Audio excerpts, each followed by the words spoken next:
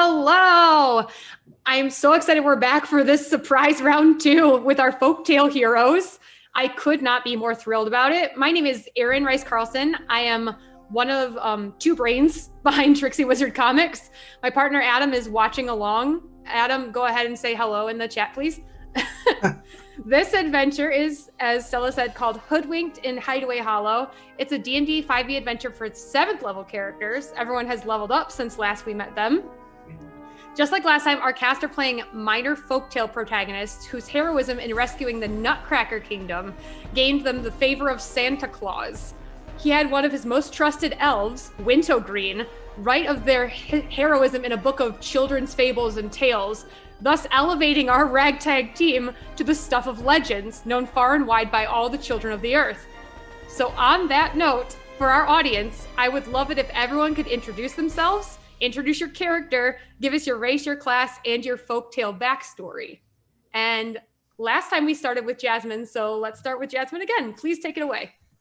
Hi, I am Jasmine. I am playing the Yule Cat, and the Yule Cat is a Tabaxi drunken master, based off of an Icelandic folktale of a cat who eats children when they don't wear their new Christmas clothes. But I've amended the tale to sort of be a little sadder. But the Tabaxi Yule Cat has redeemed himself since Christmas. Fantastic. Avery, could you go next? Yes, my name is Avery, Dirge14th on Twitch. I am playing Endymion, a Graviturgy wizard, human variant, and his story is based off of Greek mythology. Endymion is an astrologist who fell in love with Selene, goddess of the moon, and so yes, he's in love with the moon, and he is searching for her again. Steve, could you go next? All right. My name is Stephen Thomas, but I am going to be playing Alton Legalo, who is also known as the Sprightly Tailor. The tale of the Sprightly Tailor comes from Celtic lore, in which a tailor is tasked by his laird to spend a night making trews in the middle of a haunted church yard. And an otherworldly creature starts bursting out of the grounds, scaring him, but he manages to pull his way through. So, Alton Legalo, the Sprightly Tailor, happens to be a paladin who is unfazed by scary things like that. So, yes, I will be playing Alton Legalo, the halfling paladin tailor. Yes. And Gabe, please. Who are you? I'm Gabe Greenspan. I'm playing Hoyktober, the Fearbolg College of Swords bard. He is from good old-fashioned fairy tale mythology of Jack and the Beanstalk. He was a giant living in the clouds, a little young lad when Jack came up. He heard stories of the great child from below.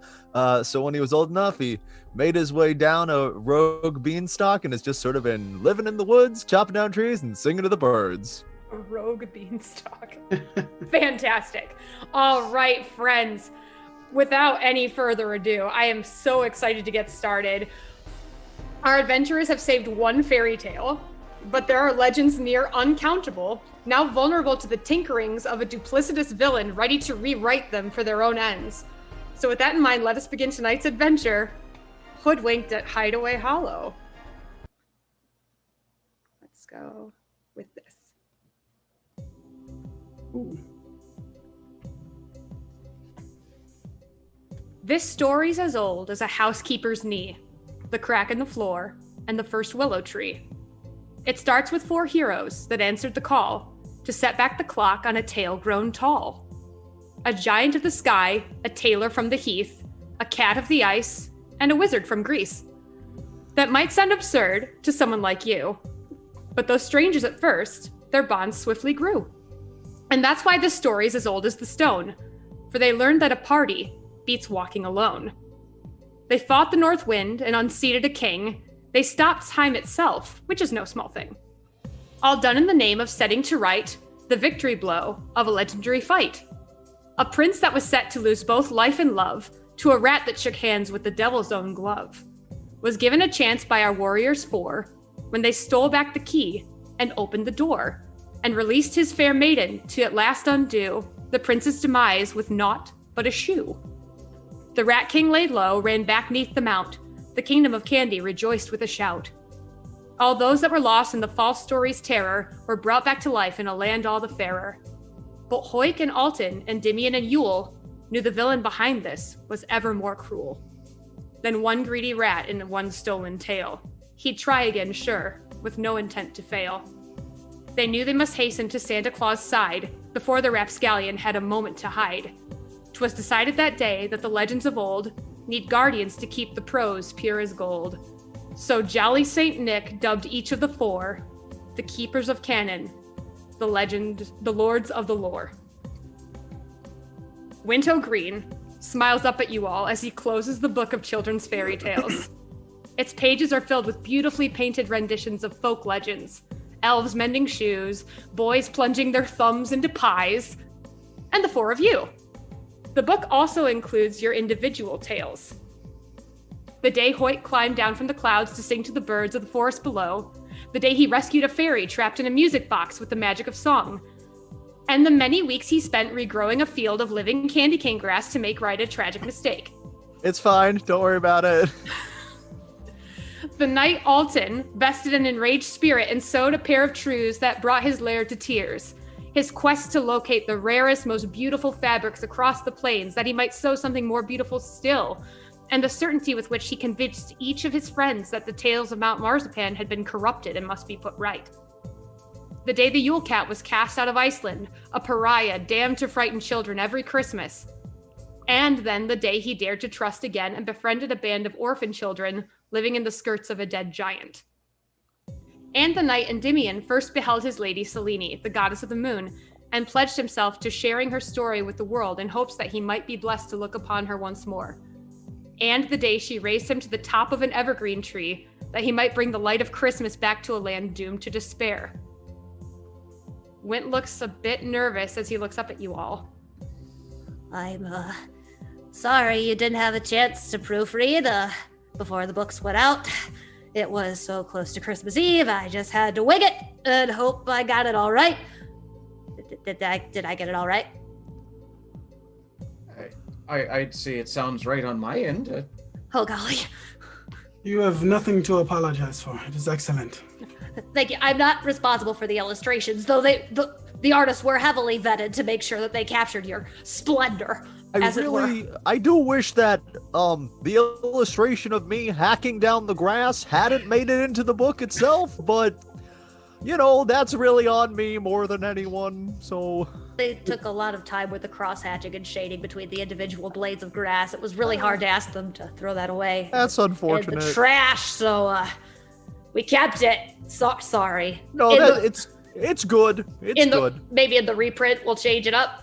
Okay. Yeah. He looks at Yule Cat. It's the nicest thing anyone said about me, so I'm okay. Oh golly. Oh no, you guys make me misty more often than I only really cry when we hang out. They're always happy, but shucks. Well, I'm pleased that Punch, you're all happy with it. Well, oh golly, okay, here goes. Wint sits back in his swivel chair behind the desk he now has at the North Pole. Moving up in the world. Yeah. It's been 6 weeks since you all rescued the Nutcracker Prince and his candy kingdom atop Mount Marzipan. In the relative quiet, after the Christmas rush, you've not heard of any sightings of the mysterious villain that aided the Rat King in rewriting his story. You know your foe's magic changes the outcomes of fairy tale legends, but the trouble is that only the most powerful immortals, Santa Claus, the Easter Bunny, Mother Goose, the Sugar Plum Fairy, they're the only ones that are able to sense something is amiss from the outset. To the humans of the earth and fledgling legends such as yourselves, it's very difficult to see the corruption in the story once it's been undone by the fell magic. It's kind of easy to just convince the layman that the corrupted stories were always written that way. You must rely on the immortal's intuition to tell you when a story has gone wrong, that you might discover what has been changed to set the world aright. But as I said, Santa has given no word that anything has been changed yet. He went on his yearly post-Christmas sabbatical, assuring you all that you should all maybe just take some time, just chill a little bit, time to yourself, because the next storm will inevitably roll in and he will have to call on you. So in that spirit, in this post-Christmas rest, would each of you tell us about one adventure or activity you got up to in the past 6 weeks while you waited for Santa's call? You can decide to have journeyed somewhere as a group or have taken part in a solo adventure. Either way, depending on what you come up with, we are going to have a dice roll to see how well it went. Oh.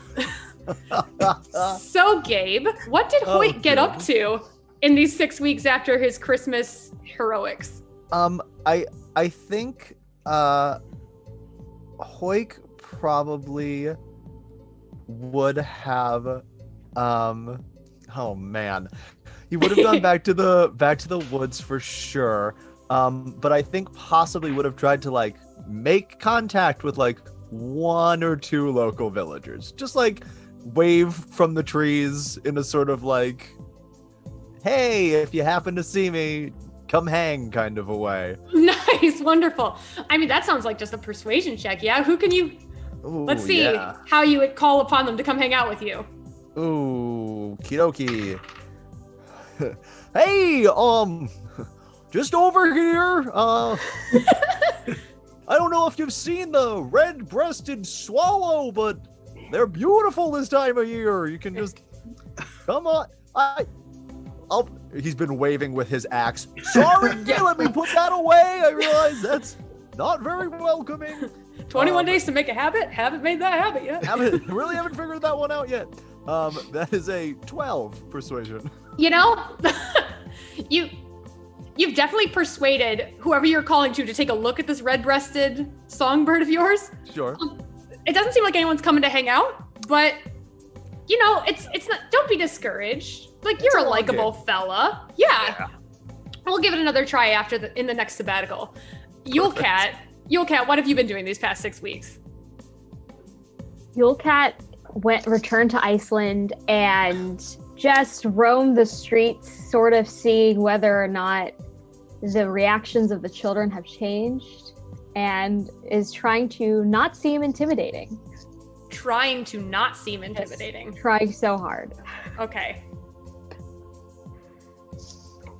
Okay, so this is really fun because just because of the local folklore, you are intimidating. Everyone knows who you are. You are a legend. So make an intimidation check with disadvantage because you're trying really hard, and we'll take the lower number. Oh. Okay. Okay. 10. You know what? Oh, wait. No, 9. There you go. You know, you kind of... It seems like they're seeing you more as the cat that you are, not the cat they've been told about. Like, you even get a couple head scritches. Tentative ones, and their mother pulls them away very quickly. But yeah, you are slightly more welcome in Iceland than you ever have been in your life. And it's been a bit. It's the year 1900 on Earth, so... I like kind of meow at them. Meow. Oh no.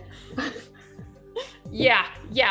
It doesn't endear you to them further, but maybe in another 100 years, if we keep trying and they keep writing you good propaganda from the North Pole. I sort of shrug my shoulders and say like, oh, you know, it was better than last year, and I go off into my little Yulecat den. Every cloud has a silver lining. All right, Alton, what have you been doing in these past 6 weeks? Well, if the DM will allow it, I think I stayed up with Santa.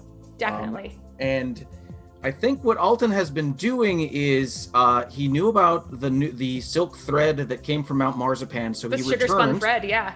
The sugar spun thread. He wanted to see what he could do with it, and he decided that all of the elves and Santa probably could use a nice spring look. So he's been making clothes for the elves and for the spring Santa. Fashion season. Yes. Exactly. For Bryant Park. Yes. Okay. Fantastic. Do you have like a tailor's kit or anything that you're proficient with, Alton? I should. I don't know. I think it'd be silly if you didn't. Would think. So why don't you go ahead and roll a d20 with your proficiency? Okay. And please put that Alright, on your that's pretty character good. sheet because this is your job. 19. Yes, absolutely. So there are a gaggle of elves. So I'm not going to say in 6 weeks you got everything done for everyone, but there was a little fashion show at the North Pole by the end. And these elves, if you'll allow it, would like to commission you for their spring looks moving forward. Oh, yeah. I would be absolutely happy to have I think the laird is pretty satisfied back in Ireland, so yeah, I can stay. We just feel ever so smart. Look at my new digs. Yep. Endymion, it's been 6 weeks. What have you been up to? I think Endymion, considering he likes to travel, he wouldn't have left the North Pole because that's a place he wouldn't have been too much.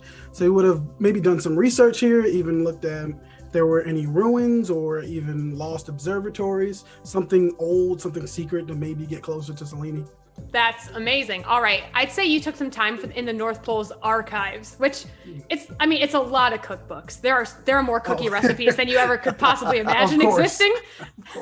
Also, the theory of tinsel placement, like it takes a while to like dive through, but also this place has existed forever. So first, go ahead and make an investigation check to find the historical documents. Brady.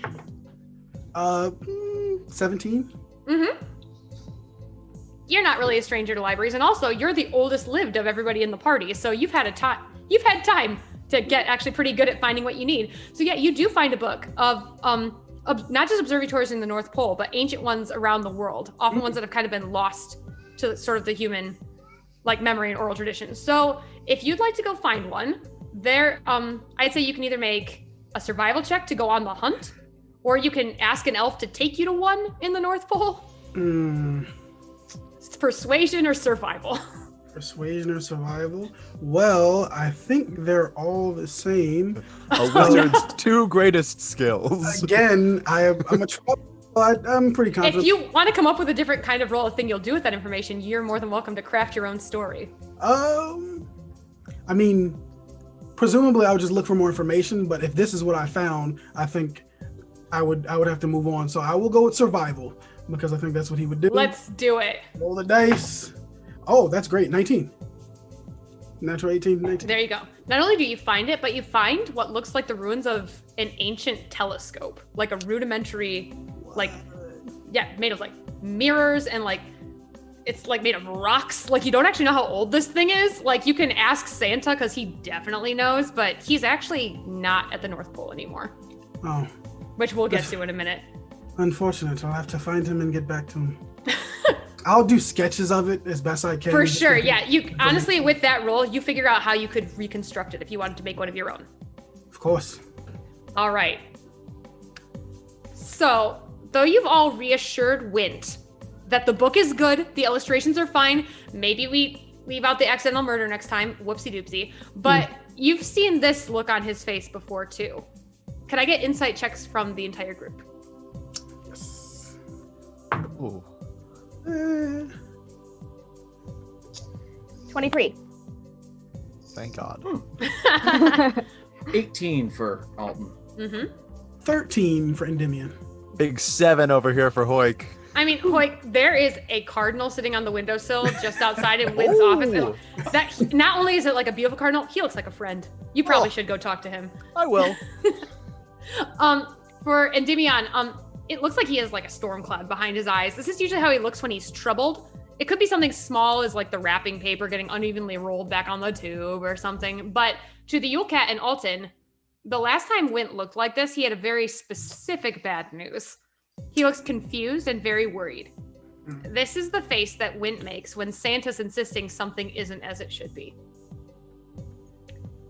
What's going on, Wint? Oh, golly sakes. You know, someday you're all gonna come in here and we're just gonna play a game of Uno, and it's gonna just be real pleasant, and it's just gonna be 5 friends. I shouldn't stall. Okay. Wint, you say that like we didn't play Uno last week. Come on. Not everyone. I was there. Endymion was off finding observatories, and Hoik That's was true. in the woods, and Yule was in Iceland, and It wasn't for naught. I did actually find the observatory. well, that's something, but it's no 4-card draw, let me tell you. Fair enough. Fair enough. Anyway. Okay. He looks very seriously at all of you and says, What do you all know about Pennsylvania? make a history check to find out what you know about Pennsylvania. Oh boy. Yeah, please. I know a whole lot about Pennsylvania, actually. 16. And 26. Hey. That's a 20 because it's a nat 20 and I don't have any bonus. Oh, man. I was really hoping someone would beat 20, and I get to tell a lot of people. Okay, good. Like still chatting with the bird. Yeah. Just. Yeah, give us a little eavesdrop into that, Gabe. What's that sound like? Oh, well, so I have speech of Beast and Beast and Leaf. Leaf. So, what are your impressions of how his day's going? It's hard to really string it all together, but definitely, like, you know, sparrows have a tough time in the cold in the north. He got, like, really lost and honestly was too proud to ask for directions until, like, way too late. And so now it's just like, you know, I'm telling him about, like, I've been there before. Like, oh, boy, like, I was taking what I thought was north. It was not north. I don't know what direction it was, but I wound up in a river. And et cetera, et cetera. Fantastic. All right. So specifically first of all, for Yule Cat, and Gabe, what'd you roll again? Because you might have still got 10. something. Yeah, so you get the basics. Okay. It's one of the 50 states in America. Oh. Yeah. Like you perk up for a second while you're talking to the sparrow. Pennsylvania, that's one of 50. And what did the Yule Cat get? 16. 16. All right. So, you know, not just is it one of the states, it's one of the original 13 American colonies founded in 1681. Its name means Penn's Woods, named for William Penn's dad. It's really nice. That's really all you know about Pennsylvania. You've never been there. For Endymion and Alton, you know everything about Pennsylvania. You know the major exports. You know the points of interest. You know its role in important historical events. You know about quirky local traditions. In fact, you know of one particular tradition that was begun at the dawn of time. And that holiday is celebrated every February 2nd in a small village of animals called Finch's Landing, a land of eternal darkness. That festival involves welcoming the springtime in after the long winter. And nothing about that seems odd to you. You also know that the tradition involves the elusive steward of Finch's Landing, though he's rarely ever seen. All right. Would you like to relay any of this to the gang? Okay, so you're asking about Pennsylvania, and I know one solid story of something that happens yearly. It's a yearly tradition. Yeah. Is that what we're talking about, Winter Green? Yeah, in the land of darkness and winter. Right. Welcoming in the springtime. Yes. Okay, so we're all on the same page.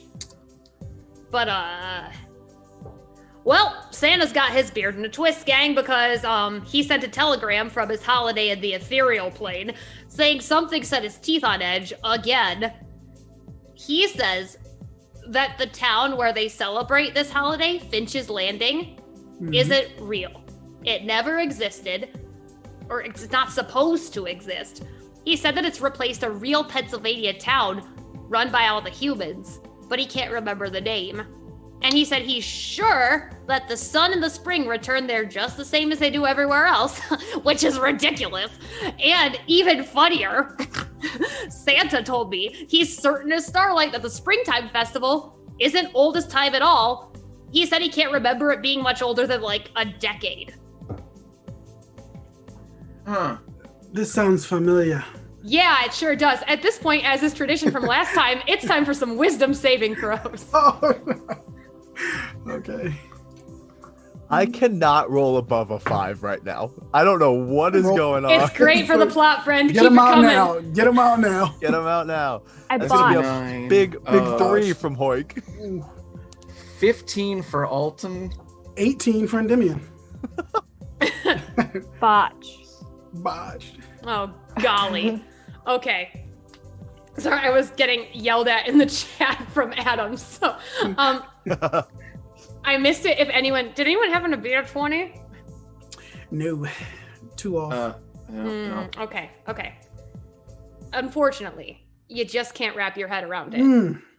You know Santa was right last time, but you also know the stories of a small land in North America that is indeed a world of winter and perpetual darkness. You know about it. Like, you've known about it since you were little. It's famous. Well, I mean, listen, Santa was right before, and, well, I remember distinctly the Land of Darkness. Definitely a thing. as old as time itself. Yeah, But the we can land take a of look at it and perpetual see what's going darkness. on. Darkness in winter, it brings the springtime. That just tracks to me. I don't know what he's talking about, but if he's right, that means we've got a Mount Marzipan situation and someone got taken out of the story or something got added to the story, or maybe there's another rat. I don't know, but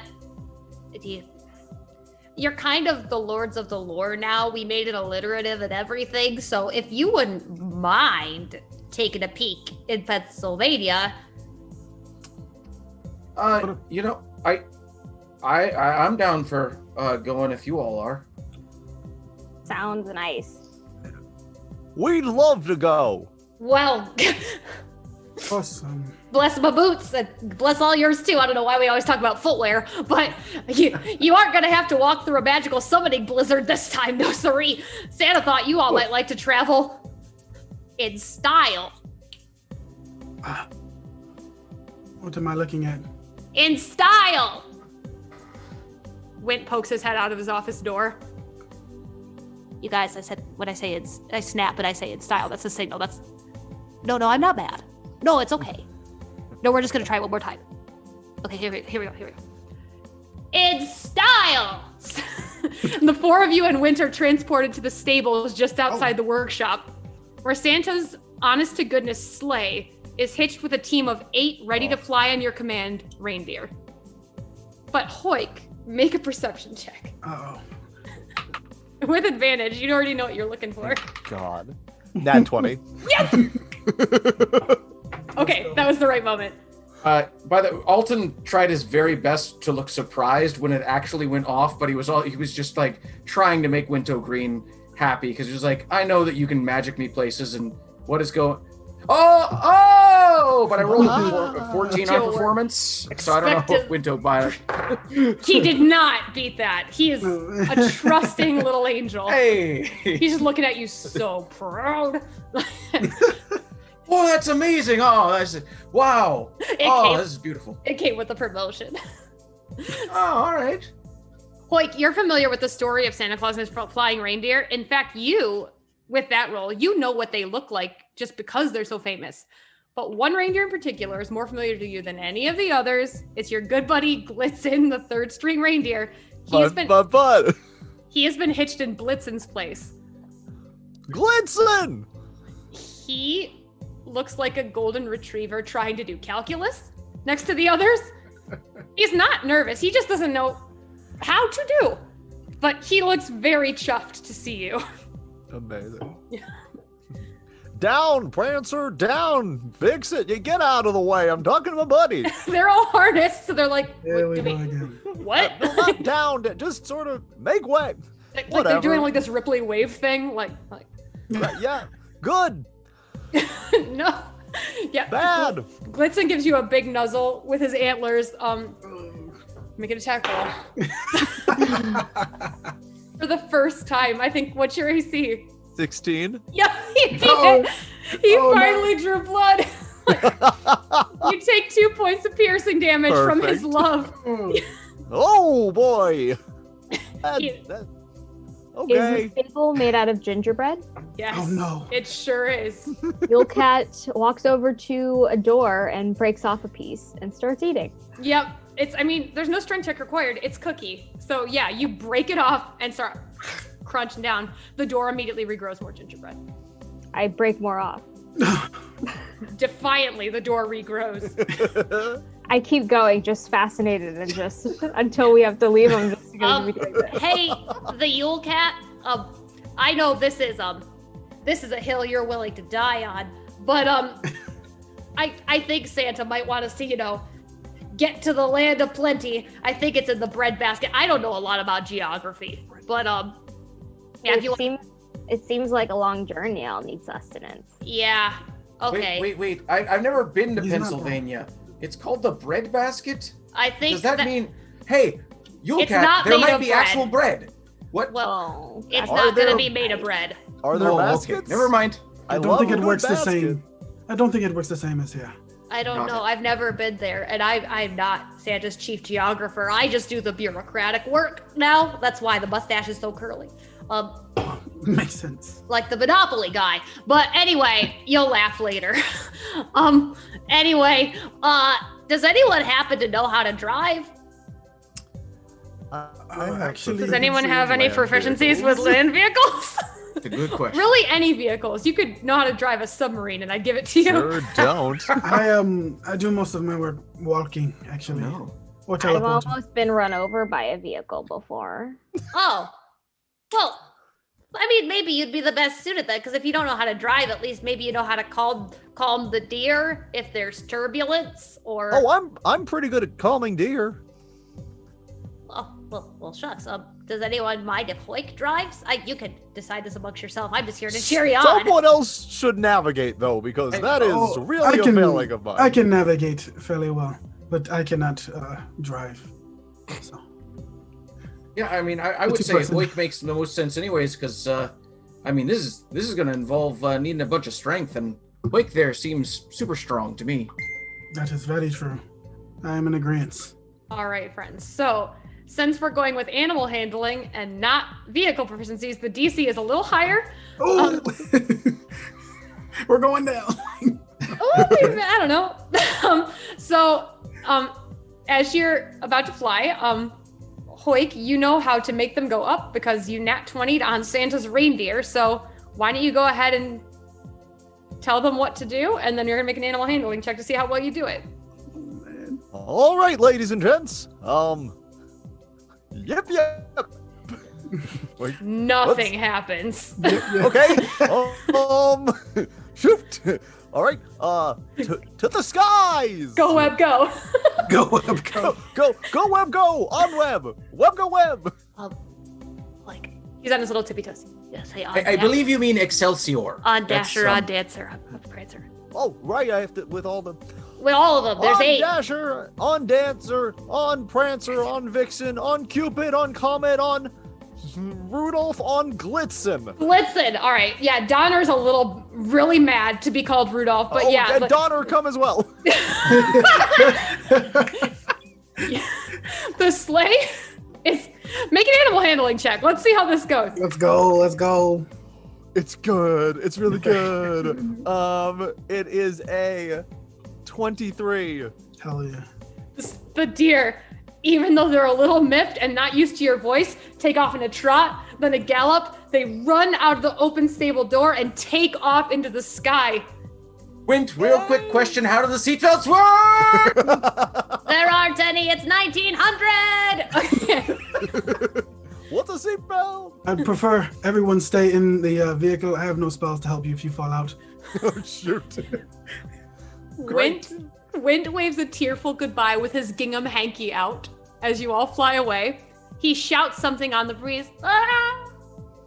That's impossible for you all to hear. Okay. It's probably Merry Christmas, but who's to say? You soar over the frigid plains of the North Pole and Greenland. You watch the Atlantic hug the shores of North America as you pass over Canada and approach your destination. It seemed as though the reindeer largely knew the way to go, but just to make sure we're not too off the mark, Endymion, how about you navigate us there, bud? Of course. How exactly? Yes, of course. How? Well, you're a friend to the night sky. I'm assuming we're star navigating? Yes. I will look at the stars and try to find the correct path. Yeah, justify the proper skill check to me. What would you like to use that you're good at with big number? This is hard. I guess history, maybe. Maybe I've.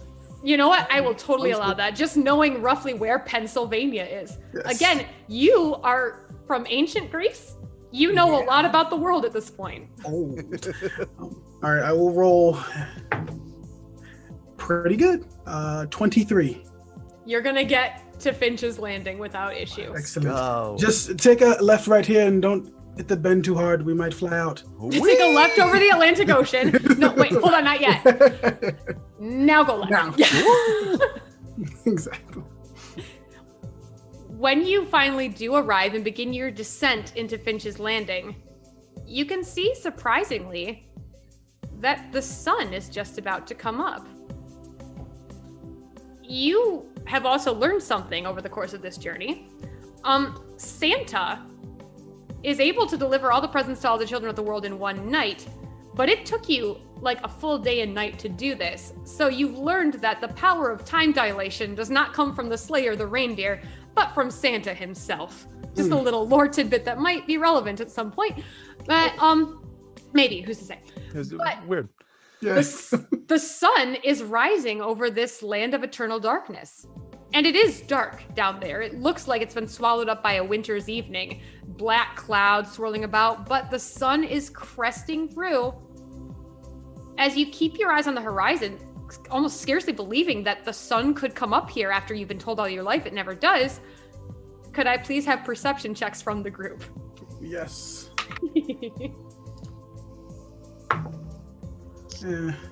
23. Good, you'll kill. Nice. 12 for Endymion. You're 10. still, yeah. Good, good. We're working on the sled. Yeah. All right. Uh-oh. Alton's working on holding down his lunch. Is what's going.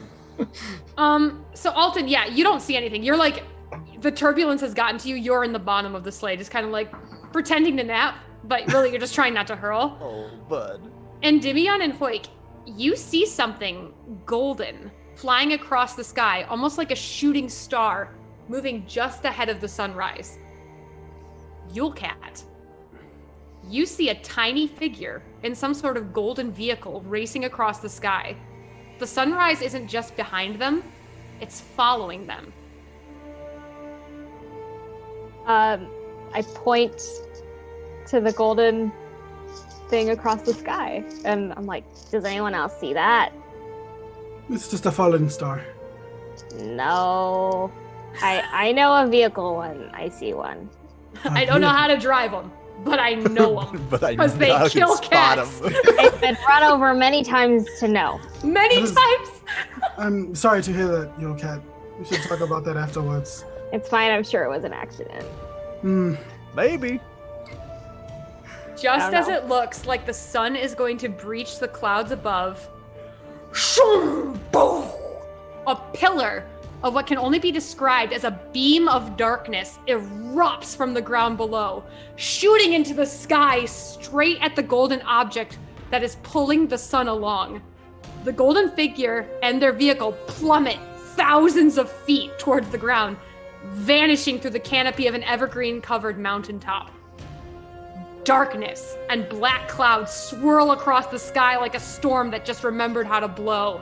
The sun vanishes beneath the horizon as though moving in reverse, and the black winter clouds engulf the world below, as well as your sleigh with all of you in it. Everyone make a dexterity saving throw as the sleigh is hit by a turbulent gust of winter wind, hurling you to the left like a photon torpedo hitting the Starship Enterprise. I might Or be going something. down. 14. Oh boy. 16. Hey. 22. I think it helped that I was laying. That on you're the floor. hiding. I mean, Yes. sleeping. I'm going Jans. Hey, 12? Yulecat. Oh god. Okay. All right, cats land on their feet, right? Yeah. Are we falling? Because I have a thing for that. It was a DC 10 not to fall out of the sleigh. Okay. You all just managed to catch yourselves. Alton did, like, he barely moved. He's just holding himself under there real tight. It's like, what's happening? I've been braced the entire time, so it didn't. However, though none of you fall out of the sleigh, we need to not crash. Our driver is going to need to make an animal handling check. You got it. I got it. Gang, this is the only thing I'm going to be good at tonight, but I'm okay at this. I'll take it. That is a 22. Oh my god, it was a DC 20! Let's go. It looks like you are going down at almost a 90-degree angle. The deer do not know how to right themselves. Their centers of gravity thrown off by this storm that is attacking them. But at the last moment, Hoik, what do you say to right them as you handle these animals? Glitzen, it's all you, buddy! For the first time in his life, a flash of competence crosses Glitzen's eyes, and he rights the sleigh with the power of friendship. He pulls the deer upright instead of spiraling into a death spear at the bottom of this clearing. The sleigh lands off kilter. This is your first time flying it, but You have landed and have managed not to take any damage at the start of this adventure. Oh, Wait, I can't look. Are we on the ground? we are on the ground. This is Alton why I stumbles walk out everywhere. of the thing and just goes off to a corner and hides. This is why I walk everywhere. Oh, I would like everyone to make a Constitution saving throw to not puke. sure. No. And I'm throwing up. Me too. What'd you get? I got a 10. I don't know what the DC is. For something like this, it's usually 10. It's Okay. mostly just for me to see. So I got a 13 with disadvantage because I decided to give myself that. I love running for other DMs. You too, Jazz? Yeah. So much gingerbread comes out of the Yule Cat's mouth first, and Hoik sees it and just immediately also vomits what I'm assuming was like the granola you had today, because you're a creature. You're For crunchy. sure. Yeah. What'd you get into me on? I got 10. Yeah. You pita, right? You just throw a lot of pita. Greek stuff. Whatever Greek I don't food. know. I didn't expect you all to fail. It's like a chain of throwing up from seeing everybody. Yeah, just Alton, what with disadvantage? What'd you end up with? Was 13? 13, yeah. I have You a do- really amazing constitution, despite what. You managed to keep.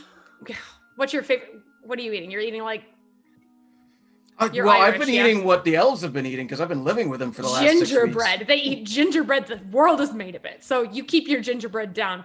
You imagine that'd be quite a burn if it came Mhm. back up. So Yule Cat's probably not feeling great right now. I'm so sad. Oh no. All right, let's bring you all to where you've landed. Oh. boy. Oh boy, oh boy, oh boy. All right. You are standing in a small forest clearing on the outskirts of Finch's Landing. It looks like an old campsite. Just ahead of you, there's a rope bridge spanning a wide river.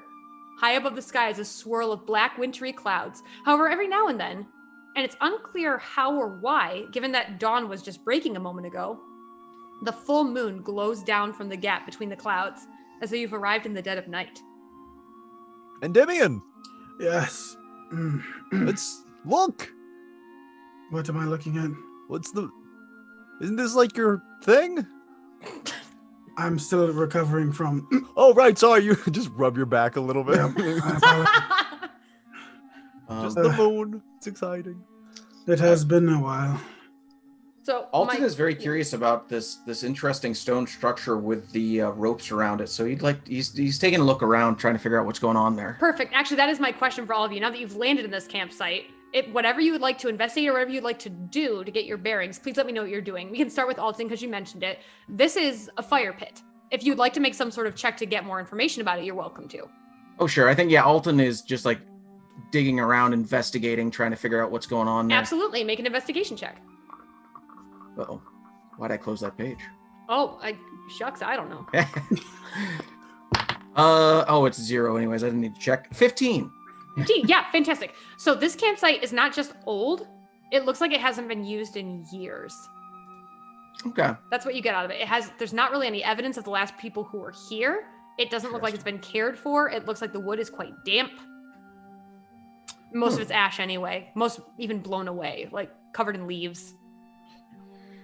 It's strange. It appears no one's used this in a few years. It's strange that no one has done anything with this area forever.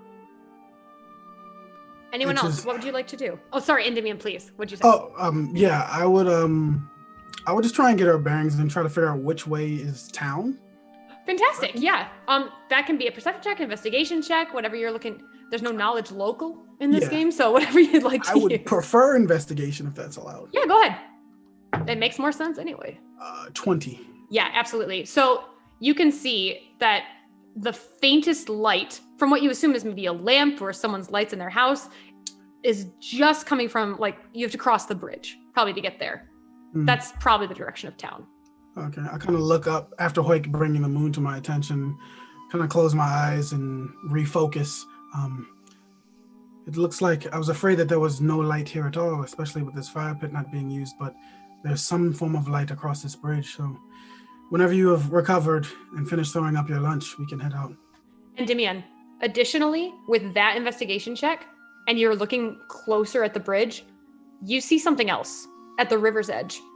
Muddy, heavy footprints climbing onto the riverbank and crossing the bridge.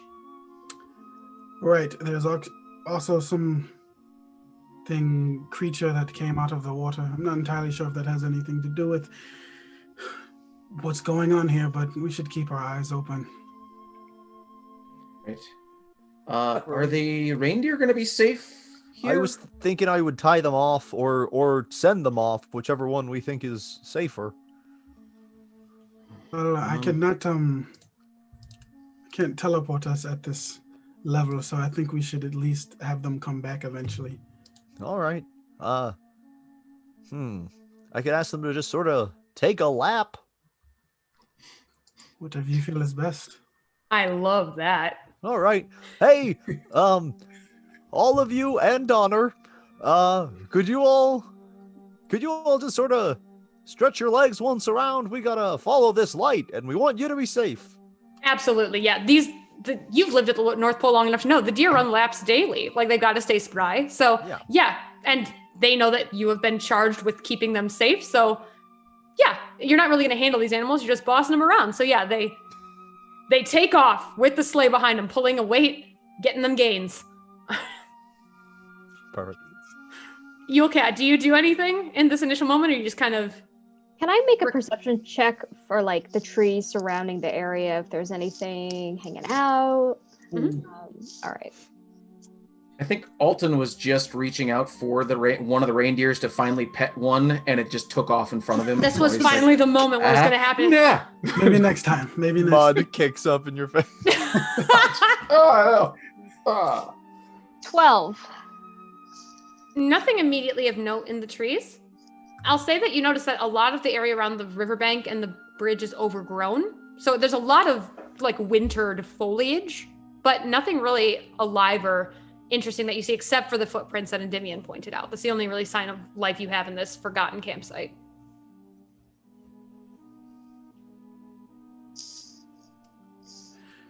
How would you all like to proceed now? Well, I think it would make sense to hey, you said the town is kind of that way? Does that seem right? Seems like across the bridge. Just be mindful for whatever came out of the water. Can I? Might not be the best person to do this, but can I look at the footprints and try and tell what it might be? Oh, totally. Yeah, survival check for that. Oh, that's a 7. They're big. Kind of amorphous because they're made of wet sludge. Yeah. It's large. That's all I can really tell. Spend my time looking at the stars, not at the animals under them. Yeah, as you say that, you would just instinctively look up and there are just no stars. Like the storm clouds from the horrible winter are just... So I can't even see them in the world. Not right now. It looks like it's peeking through from time to time because these clouds are quite active. With the storm inside them, but right now, nothing. Given all that, it's fairly dark right now, right? Sure is. Yeah, I'm not really... All right, Alton is just looking at Hoik, I think, right now and saying, hey, Hoik, do you remember our last adventure? Could you... And he just holds his war pick towards him and says, could you maybe put a light on this, just possibly? Of course. Here we go. And Hoik will cast light on his pick.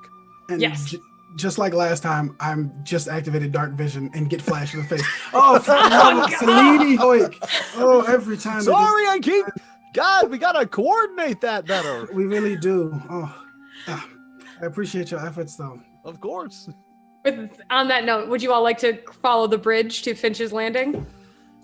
Yes. Yeah. Yes. Fantastic. The Yule Cat. I'll move up ahead and see if I can see anything. Fantastic. Yes. You will be the first one to see this. Howdy. Ooh.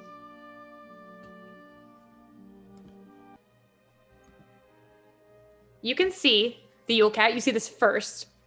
A tiny village with a sign like hanging and flapping in the wind. It's Finch's Landing. There are very few buildings here, and almost all of them are dark, save for the trading post, a rather fine-looking residence, and that's it. There is a tavern that's named after the town, but it's completely dark and boarded up. As you all enter the town square, we'll start with the Yule Cat. Yule Cat, make a perception check. And if you can't see anything, we can do what you did last time, maybe call your friends up to take a gander. I botched. I mean, you see what I described. There's a light on in the place called the Trading Post. There's a light on. Oh yeah, it's right. I got it right here. Oh, you mean sorry, right there. Yeah. Can Hoik run up, also try and make a perception check? Absolutely, you can. Yeah. There is a dim glow cast over the town from the Trading Post and one lamppost that's just outside of it. Nice. Dirty 20. Perfect. It's largely still here. But Hoik, you see that there are carts and small stalls set up lining the road and streamers strung up over the square, making a canopy of multicolored flags. They're preparing for some sort of celebration. But with a dirty 20, you also see across the town square a hulking figure slowly lumbering toward the opposite side of town, seemingly down the road that leads into darkness. This figure is leaving muddy footprints, the same as those that climbed out the river and crossed the bridge ahead of you.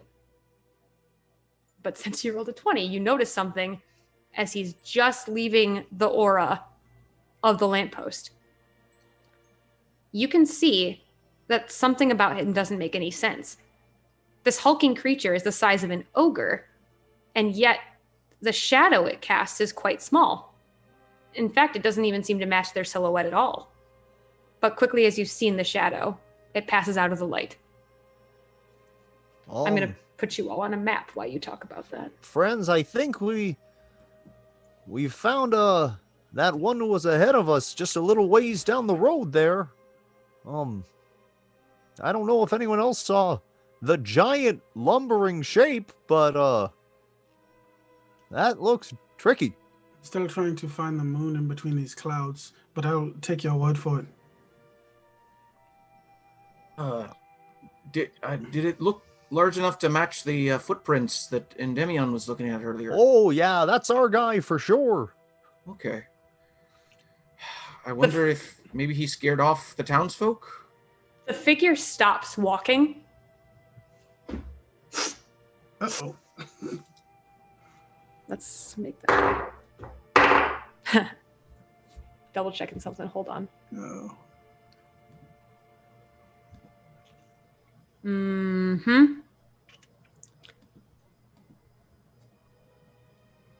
Yep. The figure slowly turns.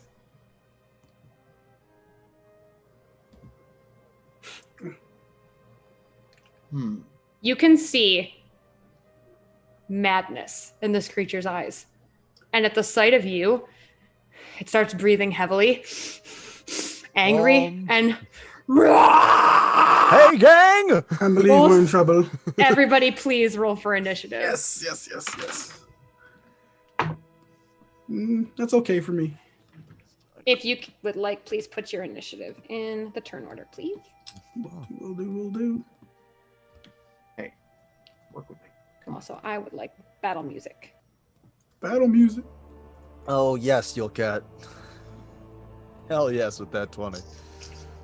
Huh. Yes. I rolled a 14, it won't let me put it in. I don't know. Because people keep putting it. Oh, there it goes. All right, yeah. You can. What's What's your dex, Alton? Oh no, it was 14 total. I'd already. Yeah, I rolled 14 too, so. Ew. Sorry. Whoever's higher dex, yeah. My bad. I have a 14 dexterity to match my 14 roll. The modifier. It is a So it'd be 2. 2, yeah. Oh, I do too. So. Okay, how about you guys both roll again? Okay. Okay. Don't match, or I'll be Natural 20. Natural 20. That was a 9, so he's got it. There we go. Alton, I'll let you keep the 14. I won't be a jerk. All right, so nat 20 makes Endymion first, unless Yulkat, did you also nat 20? No. Oh, good. Yeah. Thank goodness. All right. Okay, that's awesome. That's fine with me. I think that works. You're all on the same team after all. And all right, let's fight. One of us is like, no. All right, Endymion, what would you like to do? Seeing him enraged, I will just lift one hand up out of my robe and let's see if you can bear the weight. And I will cast slow on him. Ooh, Wonderful. Yeah. Good idea. That is a DC 16 Wisdom saving throw. So far. That's a nat 3, and he is not wise. So, yes, He doesn't have a plus 13 modifier to wisdom? No, he doesn't. I almost did that. But shucks, I didn't. Because he is slowed, is everyone's ready to get up. I'm gonna pull him 5 feet towards me because of my gravity well. Straight through the fountain. Yep. And then pull him into the fountain with telekinetic, so my bonus action. So he has to make another DC 16 strength saving throw this time. You know, he's better at strength and wisdom, but that's a nat 4, so nah. So I pull him into the fountain now. How far? Just 5 feet. All right, he's in the fountain. He's getting splashed, and it's cold out. And he's slowed. Yep. So, anyone needs an explanation for that really quickly? Their AC drops by 2. They can only affect the creatures. Their speed is half.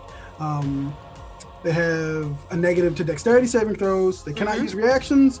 And on his turn, they can take an action or bonus action, not both. This happened to my warlock once, and it was the worst. And I believe they make a save at the end of their turn. Yep, at the end of the turn to try and break the effect. Yeah, but I bet it won't happen. All right. That's my turn. Perfect. Good turn. Yulkat, that was an amazing turn. Thank you. All right, Yulkat is gonna run up with, because he has a speed of 45, and is gonna Thumbs up. Yep. going to attack 3 times. So that'll be a 24. Well, his AC is now very low, so yes. 10.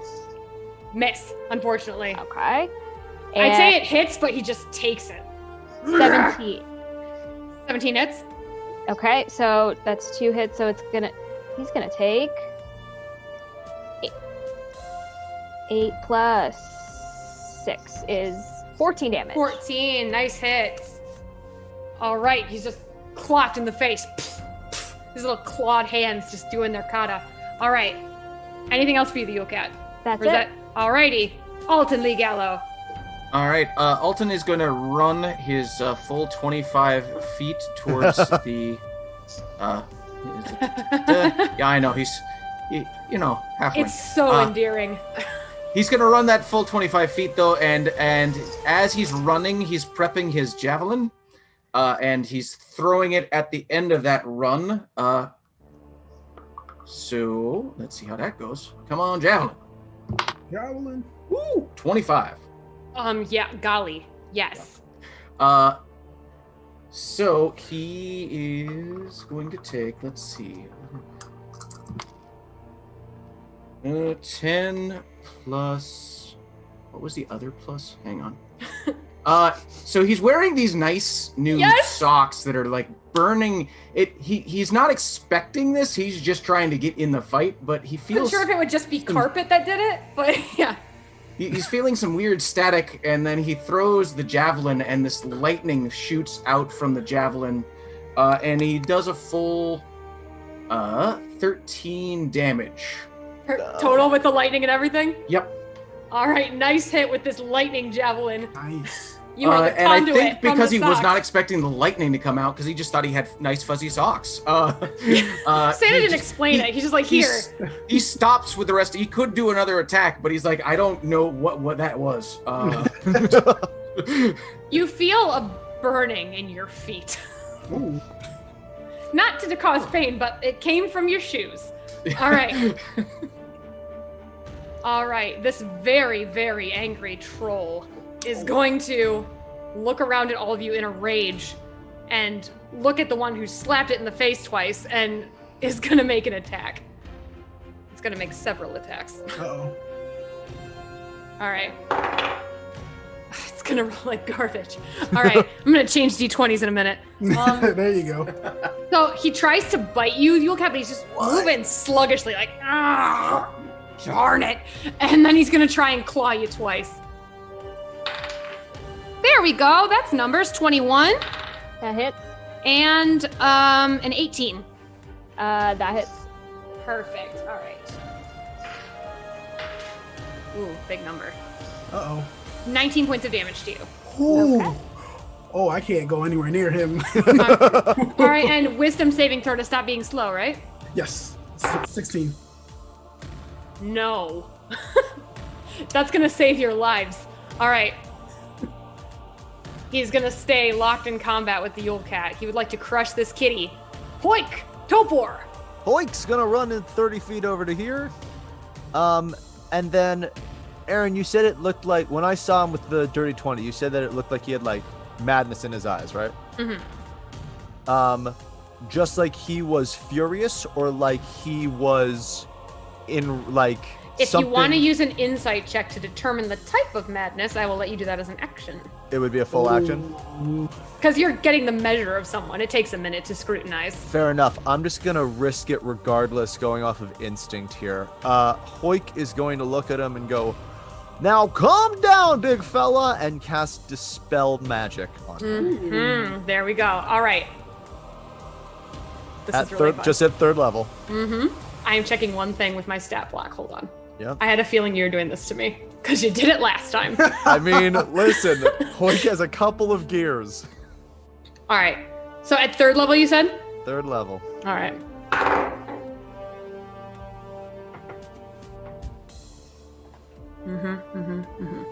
If it's a spell above, I roll and add my. I was double checking that actually because this is a spell above a third level. So if you would like to roll. Yup.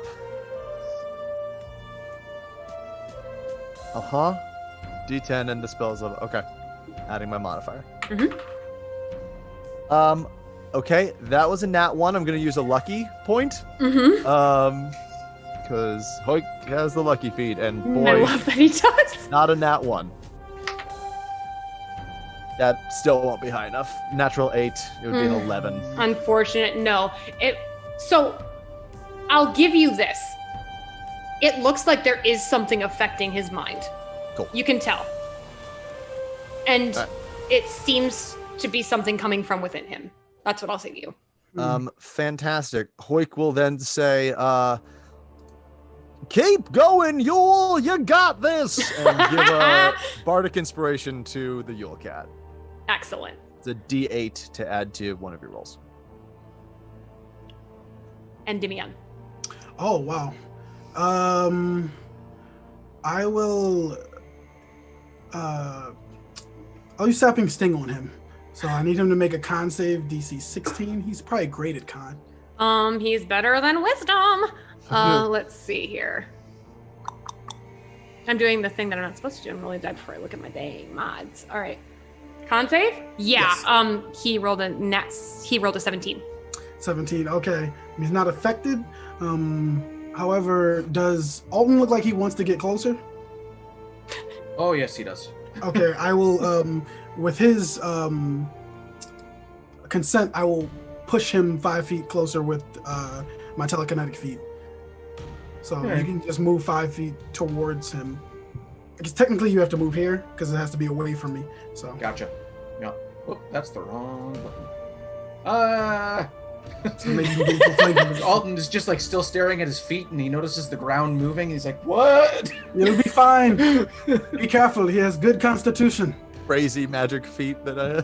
Yeah, I love these dang shoes. Socks. And I think I'm good where I am, so I am done. The caster stayed back. The Yule Cat. All right, I will attack. I'm gonna attack 4 times. I'm gonna use flurry of blows. Yeah, So that's going to be a 21, absolutely. 16, Right to the nose. 22, Kick him in the solar plexus. It's amazing. and a 21. Yes. Oh god, you're juggling him. Go Didn't ahead, even give me the need damage that total. bardic inspiration. Okay, Oh my so God. it's going to be 7 plus, sorry, using digital dice. You're 6, 13 plus, so 20 and 25 damage.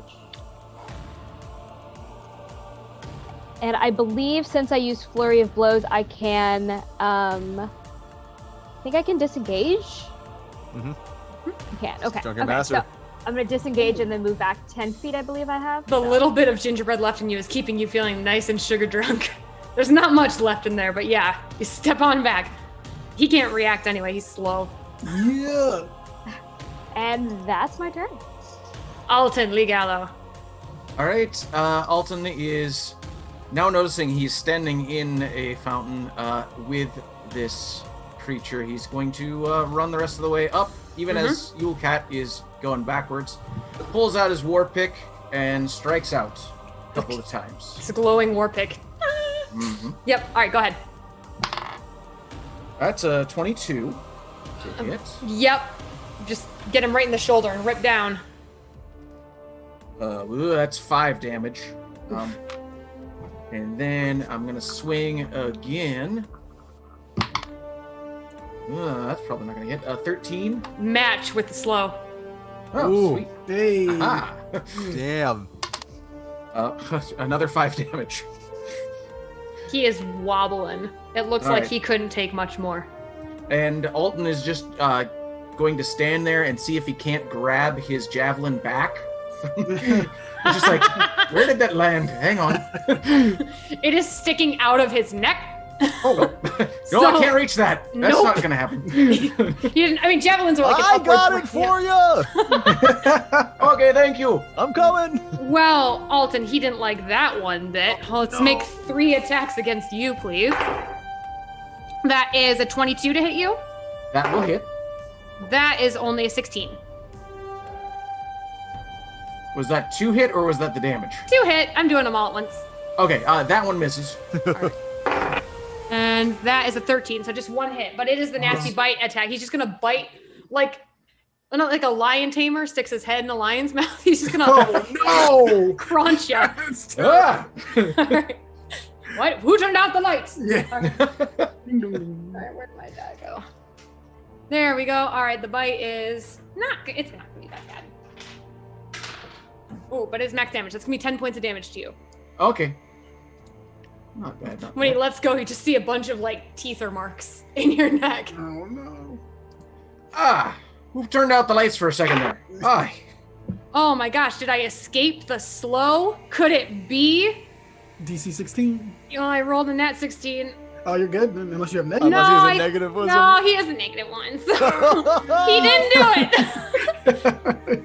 Like, Alton! And Hoyk's gonna come running in, and make some attacks against this guy, with his axes.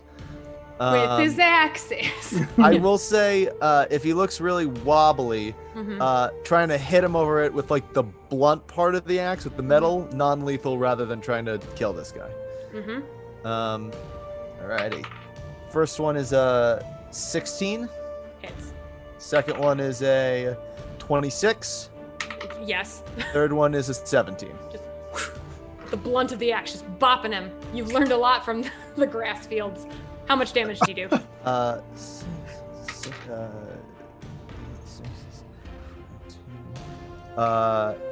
That is 23 damage. Nice. Describe it. Hoyk does basically grabs up to Alton's javelin, and as he sort of like tries to yank it out, goes, "Let go of the javelin!" and just smashes him in the face a couple times with the axe. His nose is bleeding. His jaw goes slack, and he tumbles to the ground. You were going down there? there. Whoa! Hey, you were released from the mouth. Just in time for this troll to fall. Here you go, buddy. Oh, Oh, thank you. I appreciate that. Whew. All is still. This creature is lying on the ground, unconscious. Everyone make a perception check.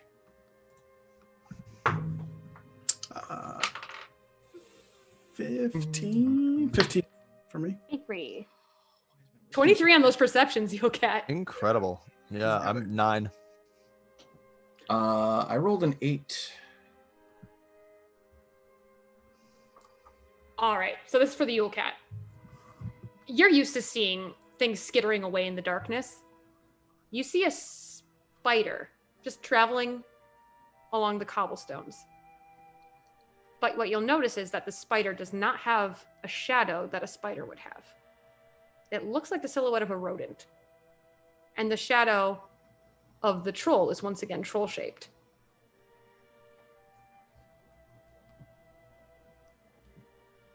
Does it look safe over there now? Can I come closer? Oh yeah, you're all right. Excellent. I'll walk my way over. The Yule Cat is going to point out the spider and It has skittered away very quickly. They didn't roll high enough on perception to see. You know that the spider ran away into the darkness. okay. It's not clear how far it's gotten yet. If you'd like to see, I can show you what kind of shadow it casts, just if you want to see. What direction did it run out? The direction that the troll had been walking outside of town. The shadow looks like this. What? Ooh. Oh, cool.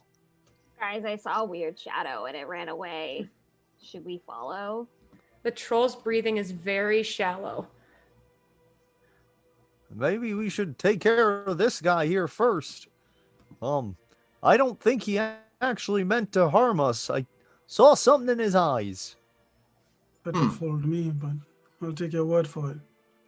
Well, So, sometimes animals get scared and they just need you to comfort them. So Hoik is going to unless Alton wants to do anything to him, Hoik's gonna kneel down and do a cure wounds on this little troll here. Perfect. You can feel Just free to a- roll that healing magic as it's your spell. Hell yeah. Oh yeah. I was actually going to go check on Yule Cat. Who That's got probably a good bopped? Yeah. Troll takes 6 healing. All right. His eyes flutter open, and Hoik, you notice gentleness, sadness, and fear in his eyes. He's looking at you, confused. Hey there, friend. You all right? He tries to speak, but it's coming out as a whisper. Do you want to lean closer? Sure. Hoik's trusting. Chomp. Yeah, I know. He says this strange little rhyme to you. 5 steps forward, 1 step back, 4 to the right, then eat a snack. Turn back forward, jump the gap. It looks like he's passing in and out of consciousness, but he's trying to tell you. Stay with me. Stay with me. I'm listening. Not too far or you'll be sap. Everyone, as you look toward the horizon, it's starting to turn light. It's almost sunrise. The night is short, and the morning keeps coming. But just the same as happened when you tried to land, a pillar of darkness shoots into the air. It knocks whatever golden thing is flying across the sky out of the air. And all of you leave behind the town square, leave behind the troll, and arrive here. Oh. Mhm. Oh. The sun has sunken back below the horizon. The clouds swirl above you. It looks as though you're back exactly where you began. Yep. And that is where I believe we should take a break. I will reset the timer that you are all on. Aaron, I love you. And I think we have a lot of new viewers watching, which is extremely exciting. So if we all, before we take a break, want to go around the group and just let everyone know who we are, what we're playing, and where they can find us on the break. I'll start because I'm the one who talks the most. My name is Erin Rice Carlson.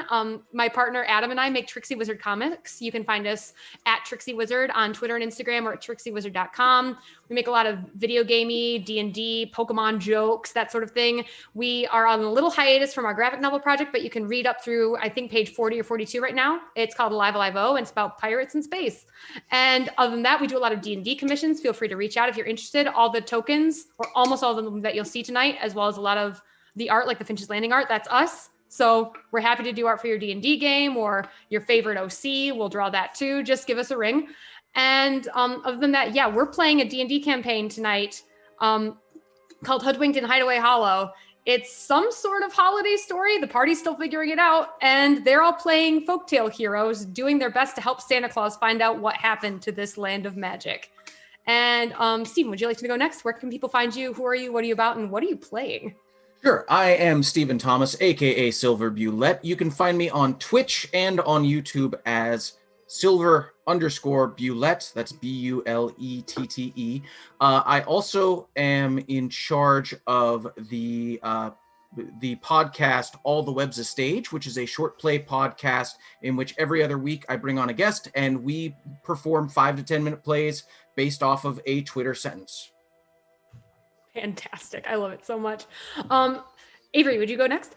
Yes, I am Avery Guy. You can find me on Twitch and Twitter at Dirge14th. I stream Destiny, D&D, Final Fantasy 14, and mostly just streams, just having a good time. Wonderful. Oh yeah, and your character, you're playing. Oh, I am playing Endymion, the Graviturgy wizard in love with the moon. In love with the moon. Jasmine, would you go next? Yeah, hi, I'm Jasmine. I'm playing the Yule Cat, based on an Icelandic folktale, but a little bit more tragic of a version. You can find me on Twitter at EL_Jasmine. And yeah. Just so happy to be here. And Gabe, could you go next? Hi, Gabe Greenspan. I'm on Instagram at GabeSpan. It's just the first and last name smushed together. I'm playing Hoyktoper. He's a Firbolg bard, College of Swords, or hand axes, who is a giant from the clouds who came down in the story of Jack and the Beanstalk. I am on YouTube at The Idiot Chimney is my sketch comedy group on YouTube, and stream on Twitch with my buddies at Hero_Club every Tuesday at 6 p.m. Pacific. Fantastic. All right, gang, we're going to take like 5 to 10, just take a break. You can get your bearings and figure out how you want to deal with this wrinkle I've thrown at you, and we'll see how much of your memories you have. All right, so we'll be back in a little bit. Yep. So to recap where we're at so far, our heroes are trying to figure out something crazy is going on in Pennsylvania, where a town that no one's heard of is bathed in eternal winter and darkness, and they just did battle with a troll, and out of nowhere, the sun tried to come up. The land ate the sun, and they were teleported back to the place where they landed in the first place. That's where we're going to pick up now. So you are back at the campsite. Any of you that were hurt, your wounds have healed. Any spells that were cast, you can feel the arcane vitality within you. You could cast them again. If you're prone to say luck because of some sort of added advantage you've given yourself in leveling, you have those points back. Any damage that you took before you arrived in Finch's Landing is still with you. Any damage that you took since landing here is gone. Alton, first off, was reaching out to do lay on hands on Yule Cat, so I think he accidentally heals one of those rock pillars that's central on this. Just for about like 5 points, but he's just like, and I've got what? Huh. As you're all looking around, you'll note that you are in the same place. You're in the same positions you were when you decided to cross the bridge, but you remember everything that happened. It seems as though, I'll leave it to you to decide what you think happened, but you have been taken back to where you began. Oh, it feels like there's some sort of magic going on here. Yes, yes, we have done this before. Without a Cool doubt. Cat, are you doing okay over there? I feel much better than I did a second ago. Yeah, I feel fine. Huh. Curious. I'll look for the footprints again. I guess I'll handle the reindeer. Make a perception check. As Hoik sends the reindeer off to do laps again. I rolled a 6. Oh. You don't see any footprints. Well, at least something has changed this time. I don't see the footprints I thought I saw last time. Should we check the area, see if somehow they went somewhere else? Maybe someone better than me. Anyone who wants to investigate the riverbank, feel free. Yeah, Alton will go up with that offer. Yeah. Can't same. see. What do you Dirty get? 20. Dirty 20, yes. What'd you get? Alton got a 9. So. You felt a little queasy. Like you were about to throw up, but you didn't. Uh-huh. You're good. It was just a little bit. 14? 14. Okay. So you don't find any footprints, no real evidence that anyone's left the riverbank. Same for you and Demian. Hoik, you hear something beneath the bridge. It's a humming. 5 steps forward, 1 step back. 4 to the right, then eat a snack. And appearing right in front of you as you look, like you lean your head beneath the bridge, you see a troll. Well, wait, but Oh, hello. hello. Oh boy. What? Hi. Have you always been here? Shucks, I live here, so I like the cut of your jib. I think I'm gonna call you fella. All right. Only if I can call you friend. Yeah, you sure can. I love making friends. How the heck are ya? And the troll reaches out a big hand to shake yours. Big shake. Don't know what's happening, but thrilled about it. I so rarely get visitors out here.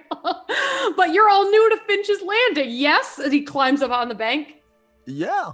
Well- Say, did you fight anyone recently?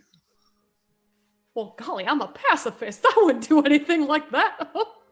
Hmm. Huh. Were you, perchance planning a trip today to the town? Maybe? Well, not this evening, but tomorrow's the spring festival, and I'll be there with bells on. What are your names? My name is Joss, the Jolly Troll. I love making friends. Oh, I'm Alton Legallo. Heidi Good to meet ho, you. Alton. Hoiktober. I think Hello, we've Hoik. met. We have, but before I was just calling you fella, because you just felt like someone I could get along with, but I'll call you Hoik. All right. And Demian, Evening to you and Demian. yes. Call me the Yule Cat. I will do that. Well, since you're new in town, you need a present. Everyone in town deserves a present, just to let you know you're welcome. Come along with me, I'll give you a gift. Hoik will sort of look at the rest of the group like, I assume, do we trust this guy? He attacked us like a minute ago. Would you like to roll dice about it, you guys? Yeah. Can I guess. Alton like just trusts him. insight check, I guess. Yeah. You can I'll insight make a- check, you can perception to see if anything's different. Like, Can I make a perception check to see if I see the shadow from very good. before? Yes, you can. Yes. I'll And insight check him. Since you- Same. yeah, insight checks and perception checks. Jasmine, 14. yeah, since the Yule Cat has seen the shadow before, you know what you're looking for here. You can do it with advantage. Oh, good. Oh, good. 18. All right. His 13 on insight. Good. And Demian, what'd you get? 5. Actually, I'll use my bless that I have. Good. Much better. 16. Great. Alton, are you doing anything in this moment of joy? Hey, I am following that troll because I'm like, all right. He said he seems trustworthy now. That sounds great. Let's go. So first thing for the Yule Cat, the moon peeks out between the swirling of clouds for a moment, and he casts a troll-shaped shadow. For Hoik and Endymion, he seems genuinely happy to see you. He seems like he means it when he says he loves making friends, and he'd never hurt anyone. All right. Good enough for Hoik. Let's go. Of course. He leads you all under the bridge, brushes away some vines that he clearly was using to hide a door built into the cliff that the bridge is spanning, and leads you into his home. It's very small, but big enough to fit him. It has an easy chair. It has a bookcase that he promptly pulls to the side, which is hiding another room filled with trinkets. If you're in the market for gold, he'd love to give you that. He's basically offering you one thing, one treasure to solidify our friendship and welcome you to the town. Would anyone like to make any sort of check to see what they can find? I would like to investigate if I can. You can do that. Everybody can if you'd like to. Yeah. Or if anyone wants to talk to Joss the Jolly Troll, you can do that too. Nat 20. Woo! To do what? To find what cannot be found. You find something intangible. You find the essence hope. of love. Yeah, there we go. There you go. No, I guess Hoik would be looking for maybe better axes, heavier swings. Yeah, absolutely. You find, I think, up to you. It's your choice. You can either find a magical hand axe, or if you want a two-hander, you can have a magical battle axe. He's got a lot of treasure. Yeah, two weapon fighter. So if there's two hand axes, I would take those. I'd say just because he's not like a legendary figure, he probably has one magical battle axe. Fair enough. Or hand axe, rather. All right. Fair enough. Who else is investigating for treasure or talking to this chap or something else? Alton rolled a 13 for investigation, but he's also more focused on the bookcase that he got slid aside. Mm-hmm. He's just laser focused. So I think the investigate was just to see what books were going on there. Because he's more curious about that and just kind of reaching into the trinket room and grabbing whatever's at top. Perfect. All right. With a 13, I'd say, okay, I got to look at my list. Oh, yes. Also that. You find what feels like it squishes in your hand, but there's some resistance. This is a stress ball. Oh. Use that to control my temper. I don't use it often. I can tell. Okay, so it's not a problem then if I don't want to take, if you need this. Are you a normally very calm, zen sort of chap? I don't let a whole lot stress me out too much, but I've got an idea. How about you take it and give it to someone who needs it? Pay it forward. Absolutely, that sounds great. By the way, I love how large this place is. You've got a really nice large place here. Nice and spacious. I'm not much of an interior decorator, but it serves my needs. I live a very quiet life. I see. And if you're looking at the bookcase, with that kind of check, it seems to be fiction. He seems to really just enjoy a good yarn. But a lot of it is, not that you would know this, but it's about like middle school level and lower. Oh, okay, all right. Hey, baby boy. Yeah. All right. Endymion, the Yule Cat, 16 to find treasures. You find like a shelf of statuary. It looks like they're like figurines of different sorts of magical creatures. There's an angel, there's a dragon, there's like a blown glass school of fish. They seem valuable. What's this? Can I take one? Well, I guess you could all have something. I'm a generous sort. Sure. What one's your favorite? The Yule Cat. I like fish. Why don't you take those fish? Take care of them. That's a lot of mouths to feed. No, just one mouth to feed. Oh. I like you. You make me smile. Oh, thanks. I've never heard that before. And Damian, what did you end up taking? I would be looking, especially if I see Hoik pull out a magical weapon. I would look for spell books, and for investigation, I rolled a 23. Yeah, I'd say you find one. Yeah, you can find one wizard spellbook. Ooh. Yeah, let me know, since I didn't prep a spellbook specifically, but you rolled a fantastic roll. Let me know what spells you would like to learn. And if the problem for you is you're on a pretty crazy time limit to copy those spells down, but probably wouldn't be able to copy them. But perhaps for another day, you can certainly have this wizard spellbook, and I will come up with something amazing for you to learn from it. That's great. Aaron, for this axe that I found, is it a +1 magic weapon kind of thing? I will say it is a magic weapon. Great, of some variety. Mm-hmm. Love it. All right. Hoik puts it in his belt full of hand axes. Just adds it to the this roster. Jangly dress of axes. Yep. As you're all choosing your treasures, he's kind of humming that same song to himself. He's counting in rhythm. Just every time he seems to really relish saying, "Then eat a snack." You know, I heard you singing that not long before.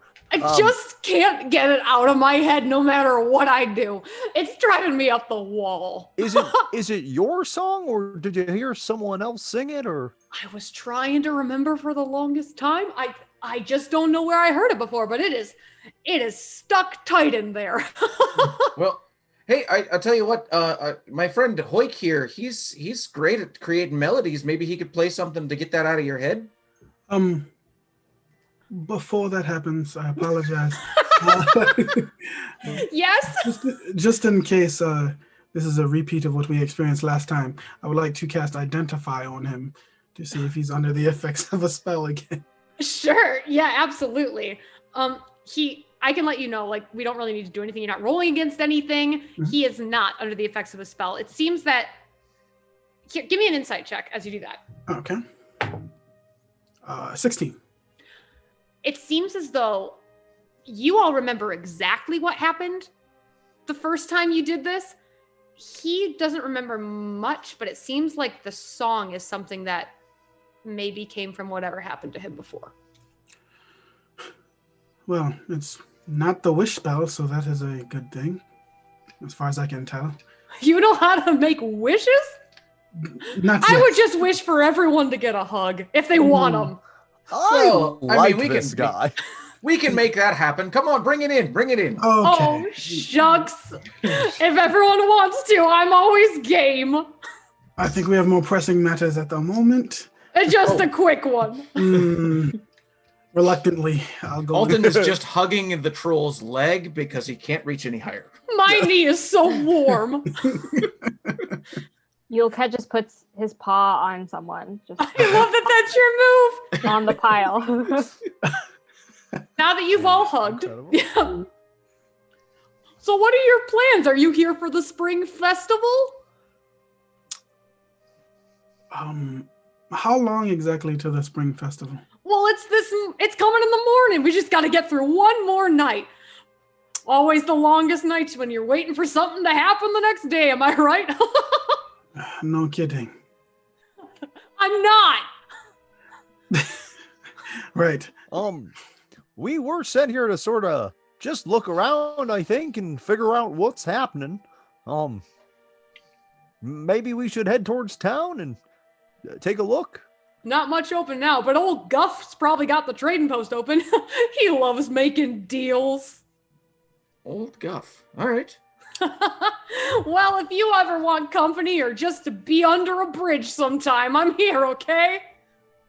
Great. I'll see you at the festival tomorrow. We can dance around the maypole. Sure. We make it. Fun. There's some reindeer just sort of flying around right now. If they come and land, could you just keep an eye on them and make sure they don't get in any kind of trouble? You goose. I'll keep both eyes on them. Incredible.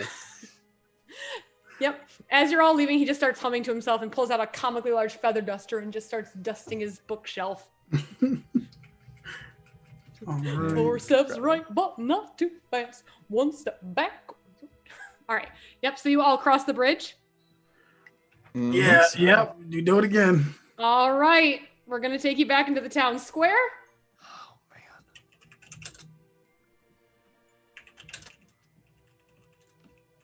You see the same situation as before, sans one troll. You see the trading post, the light is on, as is the street lamp outside of it. You can see one sort of nicely kept cottage with a light on. It seems like maybe there's the fireplace is going. And that's about all you see. For a place called a village, it looks like either everyone's asleep or it's just not very populous. Hmm. Can I make a perception check for the spider or the shadow of the mouse from before? Absolutely, yeah. Please do make a perception check. All right. Since Endymion has suggested we don't have much time, I think Alton is heading straight for the trading post while she's looking around. All right. 18. While he's looking around. Sorry, forgot about the pronouns. All right. So the cat, you see us like you look before where you saw a spider crawling, because that seems like the right thing to do if things are resetting, and you do see a spider in its web. And with that perception check, you see that like there's not a lot of light shining, so you can't really tell what sort of shadow it has. Would you like to shine light up to it? Yeah, I don't have any. I gotcha. Hoik can throw a light onto. Hoik intuits that you need this. We travel together And a I lot. keep forgetting. All right. Yeah, Hoik shines like casts light on one of the bricks or something where the web is being splayed out, and the spider has a spidery sort of shadow. It seems that whatever's happening with this shadow that doesn't match is not happening right now. What do you have over the Yule cat? There's a spider in its web. Before it had a rat's shadow, so I was checking. And something else that has changed. Should we go to the trading post? I think Alton already has. So Yeah, Alton. I look over. Yeah, Alton has walked. The little bell chimes over the door as Alton walks through, reaches up high to get the handle. Hang on, let me get... okay, here we go. Alton. All right, you all would like to go in the trading post? Fantastic. Yes, yeah. Hello? Is anyone here? Just a minute. Hold on. I'm just lifting a few boxes. Oh yeah, no problem. A small tuxedo cat appears from behind the counter. He's looking at you. He looks very much just like a cat, but he's wearing like a sash of some kind. If anyone would like to take a gander at it, you can investigation check that. Sure. Hell yeah. 20 for Endymion. Yes. 12. You take it. 15. So I'd say the okay. You see a lot of buttons on it. For Endymion, this is effectively, it looks like a merit badge sash, and it is covered in buttons. Interesting. Who awarded you all of those merits? Oh, I'm glad you asked. I went on several ventures. Oh, you're an adventurer. Well seasoned. My name is Guff. What are you all doing shopping at this time of night? That's a fair question. We just found ourselves in town here and needed to get a lay of the land, and we saw your light. Well, that's wonderful news because I'm never sleepy and I love making deals. We trade here. Right. Wonderful. Yes. Right. Just setting up for the big spring festival. I'm hoping to make a lot of deals. Sure. You all seem a little unsure of yourselves. What's going on? Ooh, weird things are happening. Are they? It's Yeah. been a strange night, yeah. 2 nights to be specific. Are you? I'm gonna hold on. Yeah. You four look like adventurers. Do I have that right? You could say that, maybe. Maybe.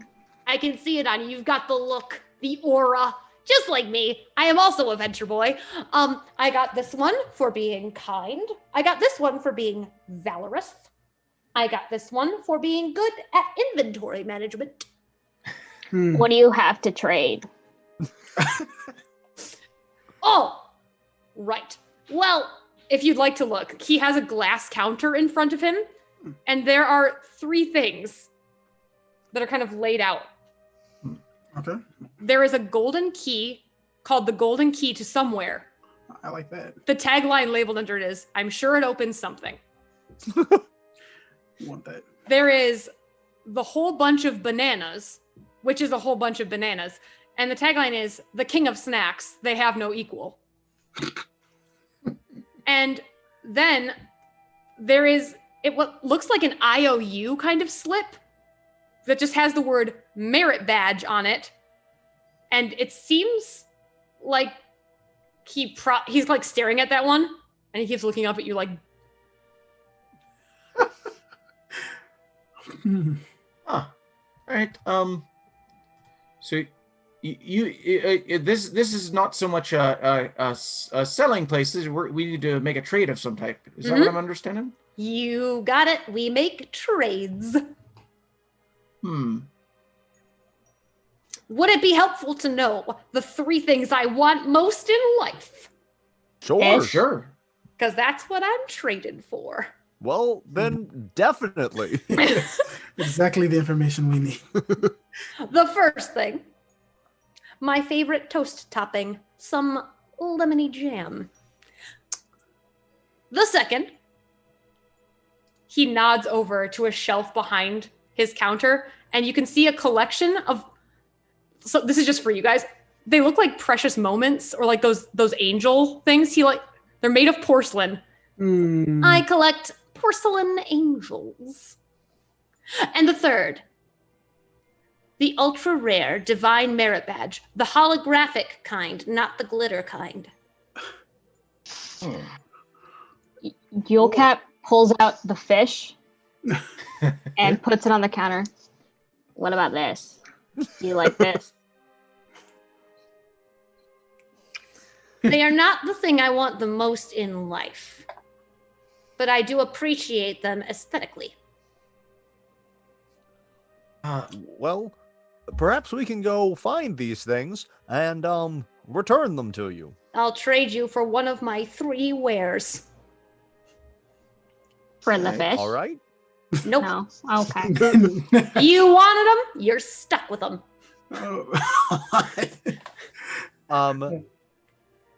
Hoik is replaying the troll's song in his head since he saw the bananas. All right. Um, To remember the- the entire song, I think I need an intelligence saving throw. Yeah, that's fair. Here we go. It's not short. I'm gonna use a luck point.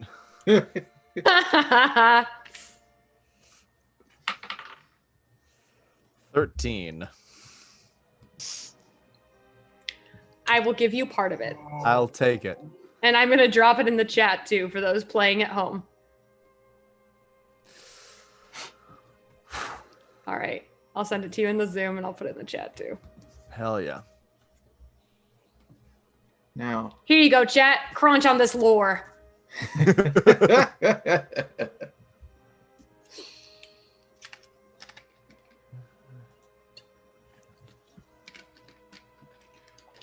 Now, Right, that's how I got it. Guff, Yes. I don't have anything to trade with you, unfortunately, because I don't That have is any of those two unfortunate.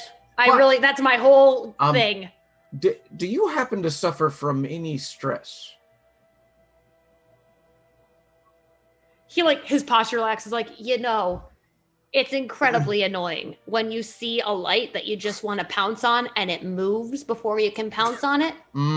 I get real stressed out when it moves. All right. Well, if Or when I see myself in the mirror and I wasn't ready to see myself, that's pretty stressful. Have you ever discovered your ears? It was the weirdest day of my life. I could see that, yeah. Well, okay, and Alton is going to put the stress ball up on the counter and say, "Well, maybe this will help out. I know customer service can be very frustrating at times. So Yeah, that is for you. I know that we're not going to trade for it, but just consider it a gift. He looks at you and then looks at the ball like you've just challenged him to honorable combat. He reaches out a paw and bats at it, and it falls under the counter, and he dives at it, and you hear a Oh, okay. Right. I have an idea. I don't know if it'll work, but I think we might want to go back and visit our troll friend. All right. For what reason exactly? Well, I could have sworn that I saw a little angel figurine while we were there, and it sure seems like that's what our cat here would like. I love porcelain angels. You hear like a bunch of boxes falling in the back as he chases this ball. So at least maybe then we could trade for one thing and go from there.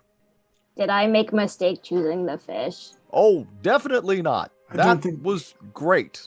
Okay. No. Only helpful. No way we could have known. We should hurry. Yeah, I don't know how much time we have, but I figure Everyone make a perception. God damn it. 18. 15. 17, 18. Ooh, 3 18s. I think I also have an 18. Holy shit. We all roll 18. No, I lied. I'm thinking of the wrong skill. I have a 10. Oh. You don't see this. I see nothing. Nah. I mean, you're just trying to see this cat who has vanished and is playing with his new toy you gave him. The 18s see the sky beginning to lighten. It's almost sunrise. Oh, no. Oh, boy. A beam of black light shoots into the sky. There we go again. And you are all sucked back as the sun tries to rise and fails. The figure falls out of the sky and crashes into the mountains beyond the town. And you are once again returned to the campsite. Oh, boy. I am growing impatient with this. Things reset? Mm-hmm. Do I still have that spell book, or is that gone? You still have the spell book. Do I have the axe on it? Mm-hmm. Okay. Okay. All right. I think we don't have much time, so let's try and get through what we can do. Let's get the angel. Angel first. You hear something coming out from below the bridge. Hello, new friends. I love making friends. My name is Joss. Go ahead and take point. Hook. I'll say, like, as he says Joss, Hook's like, Joss, nice to meet you. Hoink-toper, pleasure's all mine. You are an eager introductionist. Hello. Indeed I am. Let me tell you about my friends, Endymion, Alton, and the Yule Cat. Anything that you have in your little hidey hole there? How did you know I like to give presents? Come on inside. Only because I do. As you walk directly to the porcelain angel. Wow, a guy who knows what he likes. Sometimes you just, and he just takes it. All right, have fun at the spring festival. I love you already. We know. Same. Right. Hoik will give it over to someone who has more gentle hands than him. If Endymion or someone wants to take it. That. Yes. Yeah, great. All right, off to the trading post. Off to the trading. It's good to meet you, I think. Bye, Joss. Bye. This is the greatest thing that's happened to me today. Goodbye. No idea. All right. Let's find our cat friend. We return to the trading Yule, post. our other cat friend. Actual That's cat fine. friend. He is not a tabaxi. He is just a cat. As you walk into the trading post, you hear rumbling and thumping and as this cat is clearly chasing a ball that you've given it. The ball is still there. We're back again. Or Angel. Have we met before? No, I remember everyone from my travels because I am a notarized adventurer. boy. Yes, we know. Wow, you are very intuitive. We've actually come to trade too. Wow, you know everything you what? We have porcelain angel. Do you like that? Floating up with Mage Hand. I have it floating. Blowing this cat's mind. He begins to weep. Yes, we know. I collect them, you see. They bring me such joy. Please, whatever I have in my rare stocks is yours. And he gestures to the key to somewhere, the bunch of bananas, and the IOU a merit badge. We'll take the bananas and the key. I think that is... No, one for one. One for one. Maybe we start with the bananas. It seems like a weird choice, but the 5 step, and I think, eat a snack comes third, so I think we need that. But I have gingerbread. That's true. Maybe bananas it is. What? You guys get a bunch of bananas. You can add it to your inventory. There are 5 bananas. Oh, so maybe we don't have a lot of tries at this. Yikes. Oh. No, it's okay. I have gingerbread. He lovingly, gently takes this porcelain angel and puts it on the shelf next to all the other porcelain angels and keeps adjusting it to make it look like they're talking. That is odd. But not too far, you'll be sad. If you're in the market for more trades, there are 2 things I love more than anything. Let me tell you about them. I also love lemony jam, my favorite toast topping. Oh. And I also would like a divine merit badge, the holographic kind, not the kind made with glitter. Well, that's nice. Bye. Goodbye. I'm sure we'll be back again. And I'll back up to... You're back in town square. You have a bunch of bananas. What is your plan? Sorry, go for it, Yule. Do they have the lemony jam at the tavern? I was going to say, maybe we want to check out the tavern. All right, you're more than welcome to. Can I do an intelligence check to see maybe how much time we have left after that in just comparison? Because this has happened twice now? Yeah. Sure. Pretty good. It can be a nature check if that's helpful. Yeah. 21. Yeah. You'd say you think that you should have a little more than half your time left before this happens again. Okay. All right. If we hurry, I don't know if we get more time if we do things correctly, but hard to say. But let's try the tavern. Go for it. All right. Knock, knock, knock. There is no answer. This place is boarded up and dark. Oh. Can I look through the slats to see if I see anything? For sure. You can see in the dark too. Go ahead. Would that be a perception? Mm-hmm. That's fine. Unless you're looking for something specific. Otherwise, just trying to perceive it all. 19. Yeah. So it looks extremely dusty in there. And the few chairs there are up on the tables upside down. There's not really any sign that it was used recently. It kind of gives you the vibe of the campsite. Go ahead and make a wisdom saving throw. Oh. Ooh, not 20. Hey.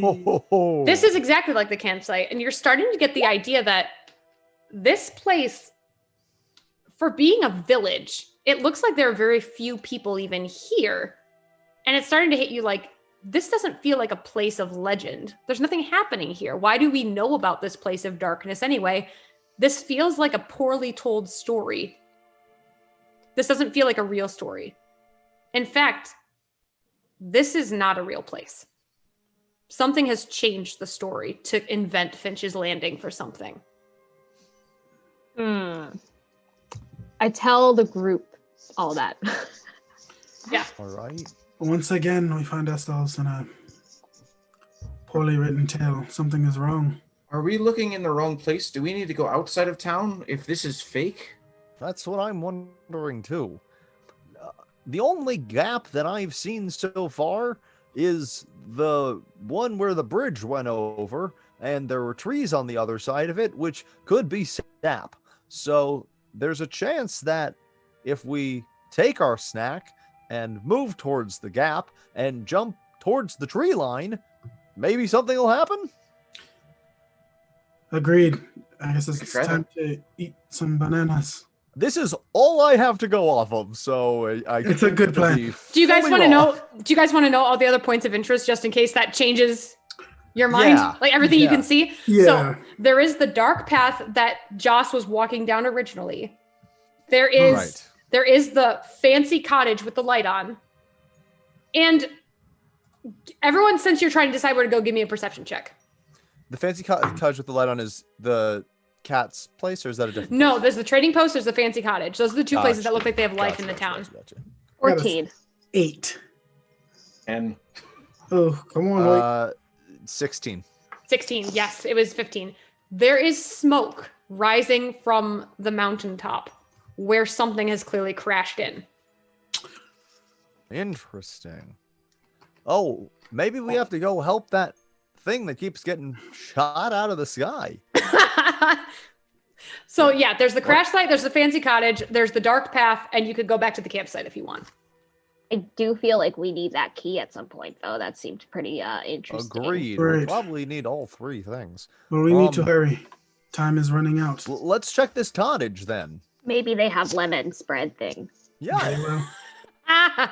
Yeah, would you like to go knock on the door? Yes. All right. So it is the dead of night, and you get to the cottage. Feel free to knock on the door, and you hear from inside, I say, who is it? Who goes there? Meow. Oh, that won't do at all. Well, you see, I am a dog, and you see, Jesus.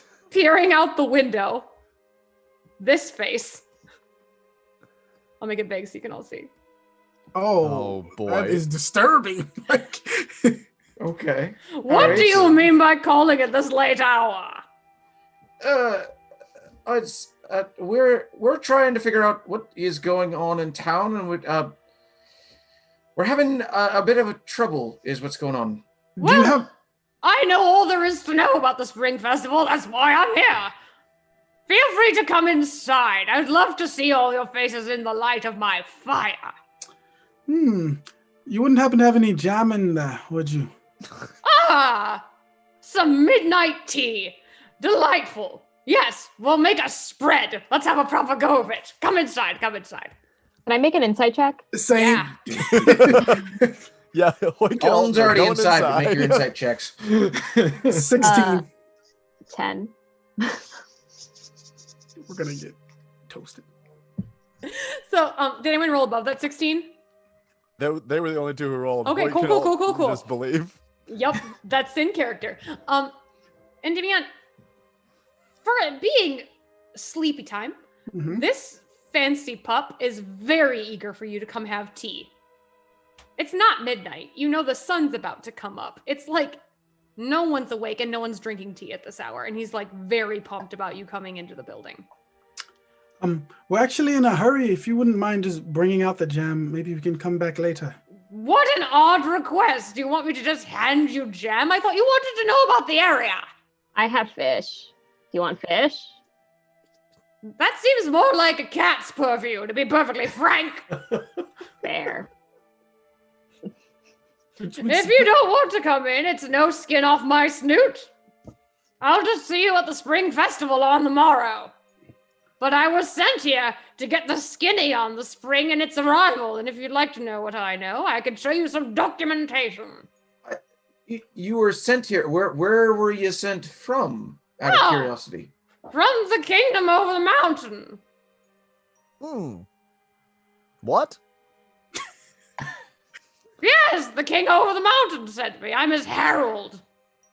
Oh, is he coming? If spring arrives, then of course. Oh. If spring arrives. What do you mean by that? Well, it doesn't seem entirely certain, does it? Seems like pretty chilly sort of night for spring to arrive.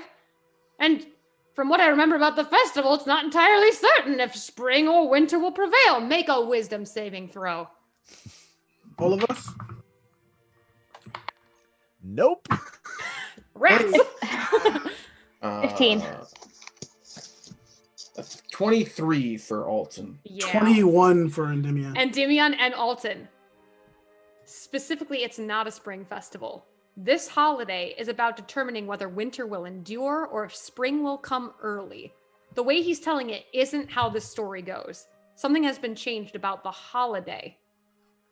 And beyond that, you know this has to do with a specific person determining whether spring or winter prevails. All right. She's mistaken. Interesting. So you're not sure if spring will ever come, or are you just saying that it's not going to happen tonight? You think? Well, golly, according to everything I remember about the holiday that's existed since time immemorial, spring comes on this day. There's a great festival, we dance, we sing, we eat all the goodies, and then spring arrives. But it just seems mighty cold. Perhaps this place would just rather be winter forever, don't you think? Perhaps it would, strangely. But about the jam, yeah, do you happen to have any particularly lemony jam? A little sour for me. I have strawberry jam. I have honey. I have lemon curd. Well, When we get the lemon curd, it's close enough, and we can like mix it with the strawberry jam, and then it'll be like a lemon jam. What do you want it for? Trades. Well, this is getting curiouser and curiouser. What you trading for?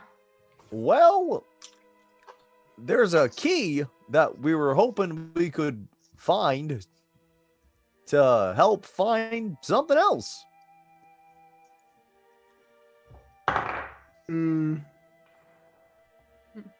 Interesting. What very non-specific goals do you all have? So pretty much. We're just in a big hurry, unfortunately. If one of you'd like to come in, I can give you my lemony jam. Well, lemon curd, sorry, my mistake. I don't eat lemony jam.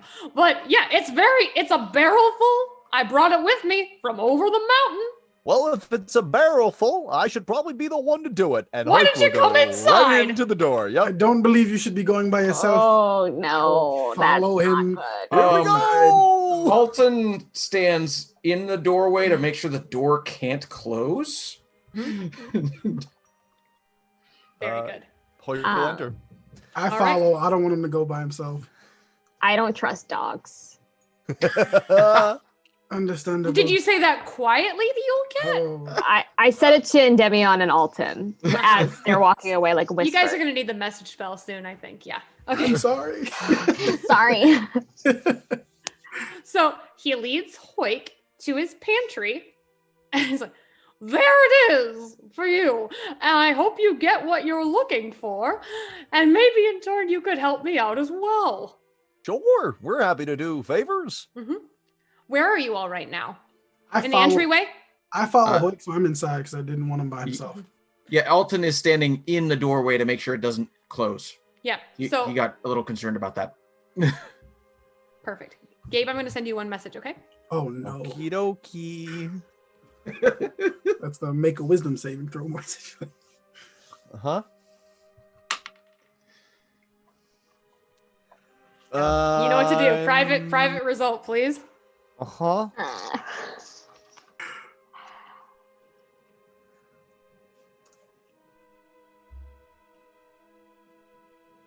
Very good.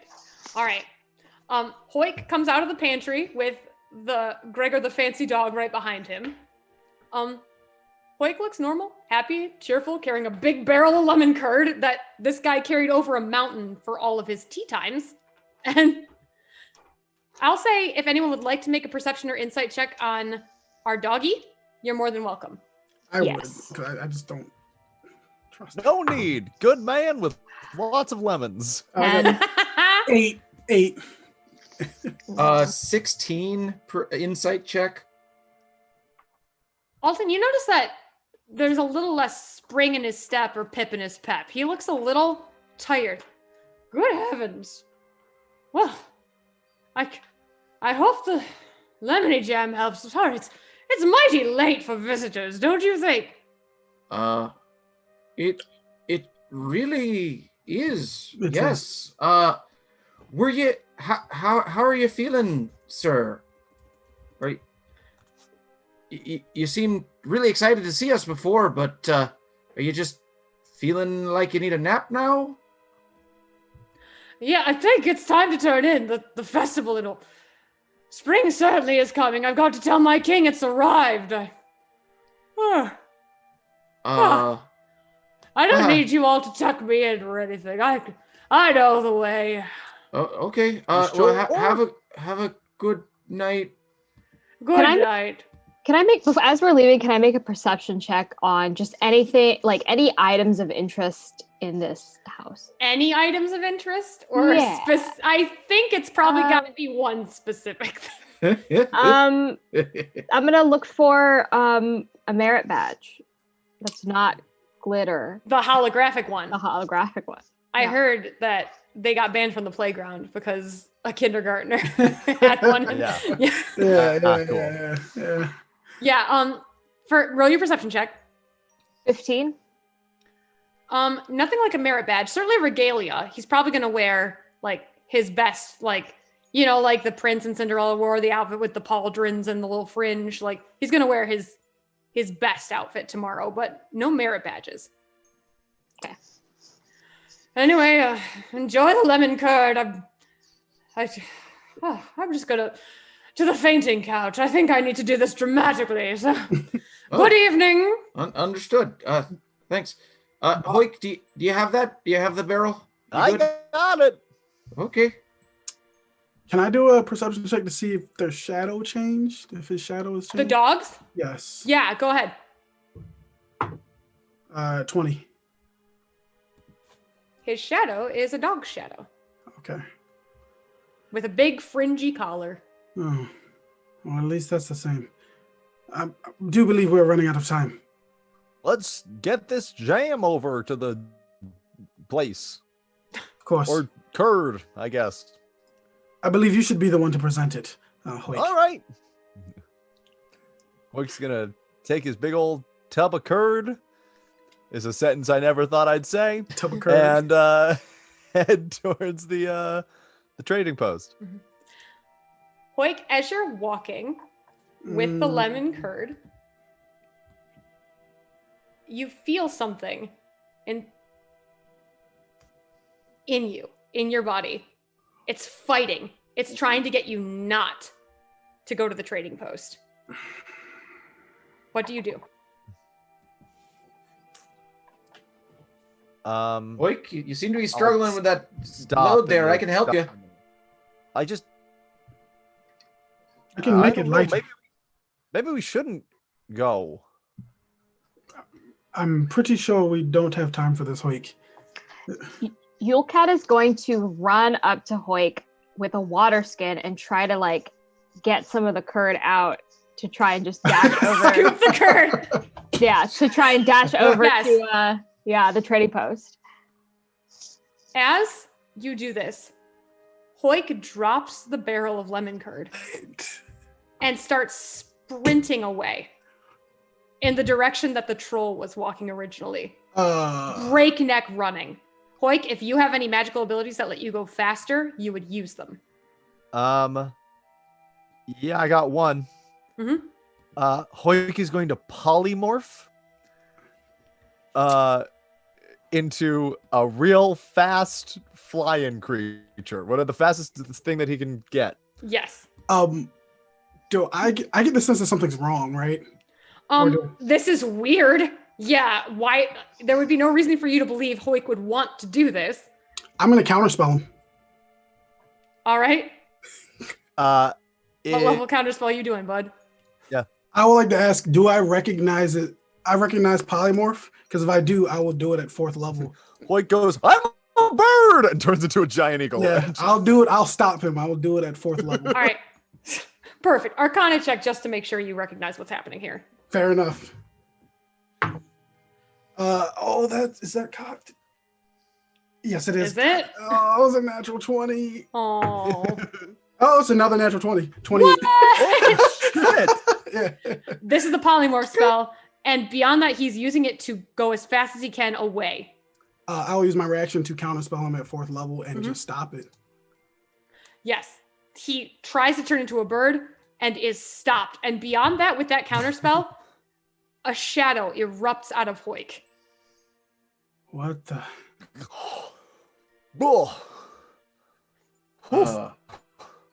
You can all see this What shadow happened? is sprinting away until it fades away into the darkness. How far did Hoik get? I'd say Hoik got to dash away before you all were able to do anything. Okay, I'm gonna try to dash after the shadow. Okay. Oh. But before I do, I like throw the water skin to Alton to try and get the curd. Get the lemony jam to the cat. These are our stakes. Yep. Can I run after her? I'd be much slower, but I don't want her to go by herself. Mm-hmm. Him by himself. All right. It's very dark. Yulecat has dark vision. I want to see if you can see what is in the shadows. Because right now you're looking for a shadow in pitch black, basically. Mm-hmm. So go ahead and make perception checks and Dimion at disadvantage. Yep. 10. Yeah, I have 9. All you can see ahead of you is a mountain and the silhouette of something that opens and then shuts. I'm gonna keep going. Yeah, you can both investigate. Yeah. Yeah. Okay, I'll investigate. Really quick, back at the trading post. What's happening with the lemon curd? Hoik is kind of just refining himself for a second because someone piloted him for a moment. Alton put the water skin with the curd on like a hip connector, but he also was trying to lift up the barrel to take that there. Oh, golly, make an athletics check. Okay, can do. Come on, Alton. I got this. This is the nat 20, I believe. Oh, I need a nat. Well, okay. No, you don't need a nat 20. I just wanted it for the plot. No, hey, no. What it was a nat 1. So. Oh, no. As you try to lift it, you think of the moment you tried to catch wind and you ate snow, and it's again. That particular failure is again, and you cannot lift it. In fact, you pull your back a little bit. Oh. Ow. All right. Yeah. The sky is beginning to lighten. And the last thing Endymion and the Yulecat see before they're launched back to the campsite with the rest of you is that there is a door in the mountain. And like literal clockwork, you all are all zoomed back to the abandoned campsite. Do we have the lemon curd, the jelly? You have the water skin of it. Okay. All right, we made progress. Reset everything. Resets spells and whatnot. Spells, everything, abilities. You have whatever goods you acquired that are still on your person have reset. If you don't have them anymore, it's unclear if they're where you left them. Who has the bananas? So we have the bananas. You have the bananas. I think each of us has one. Yes. Right. Well, Somebody there's has 5, two. right? So one. I'll have 2. I'll take 2. We have the bananas. We have a thing of lemon curd. Yes. Right here. I was just hit by this. Okay. Yep. All right. Well, the only place we haven't been so far is where we saw that. First of all, what the fuck happened to me? Not entirely sure. First time Hoik's ever cursed in his life. Yeah, Wink was like, fully what happened to my body? I hated that. Oh no. Apparently, you're being puppeted by a shadow. You tried to fly away, but I kind of interrupted that. Hoik, what you would know and what you could tell the gang. I knew I could do that. Oh, shoot.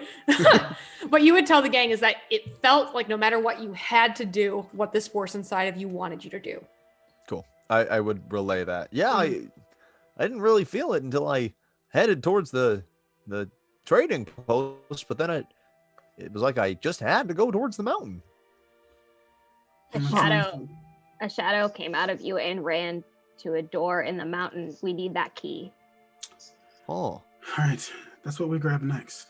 Maybe the key will be what opens up the mountainside? I think so. I agree. Well, let's take the lemon curd back right now. Alton's kind of looking around the bridge to see if Joss pops his head back out. As soon as you look, hello! My name is Joss, the Jolly Troll. I love making new friends. How are you? Hi there, Josh. Hoik I'm Alton. These are my Hi. friends.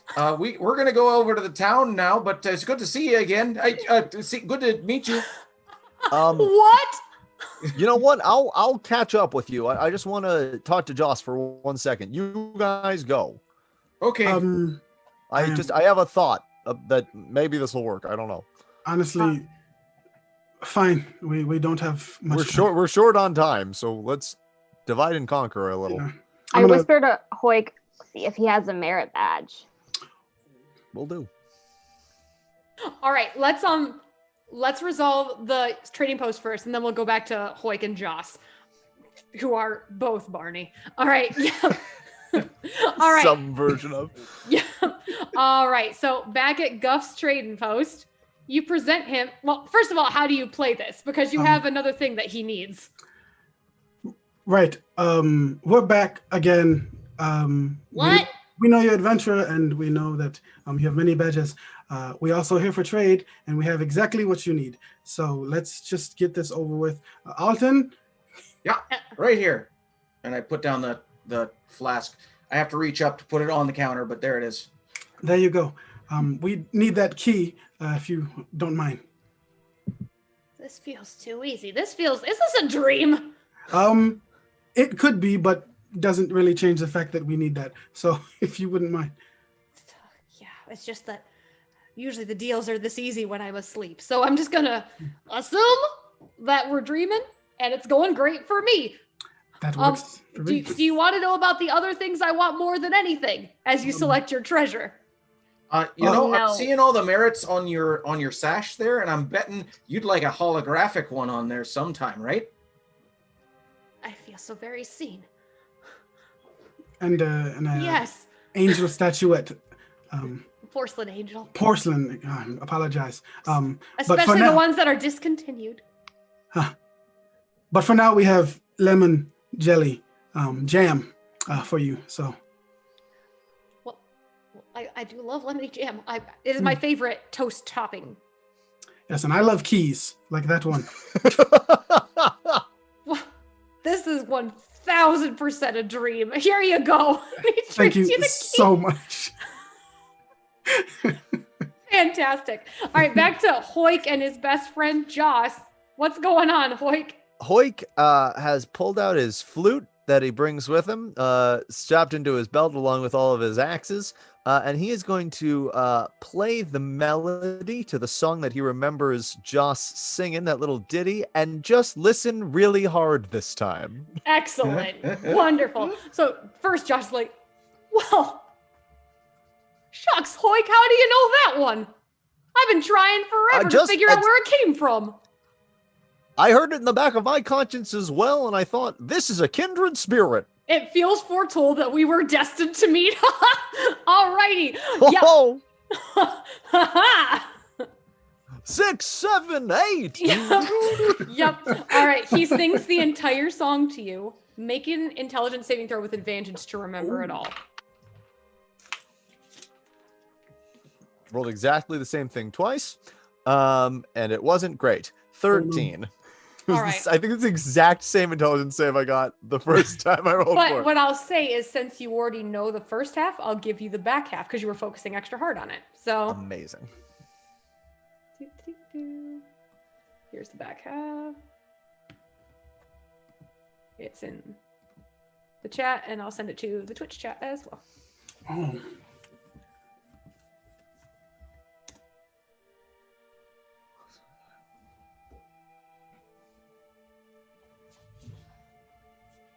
Oh, Jesus. Yeah. Yeah. Oh, Santa. Okay. I've always wanted to meet him. He is the jolliest person I can think of. You're telling me. Listen, you don't happen to have any holographic merit badges, do you? Ah, you've been talking to Guff. He asks me all the time, and I'm telling you what, you could only get one of those from like a celestial or something. I don't carry anything like that. I just collect knickknacks.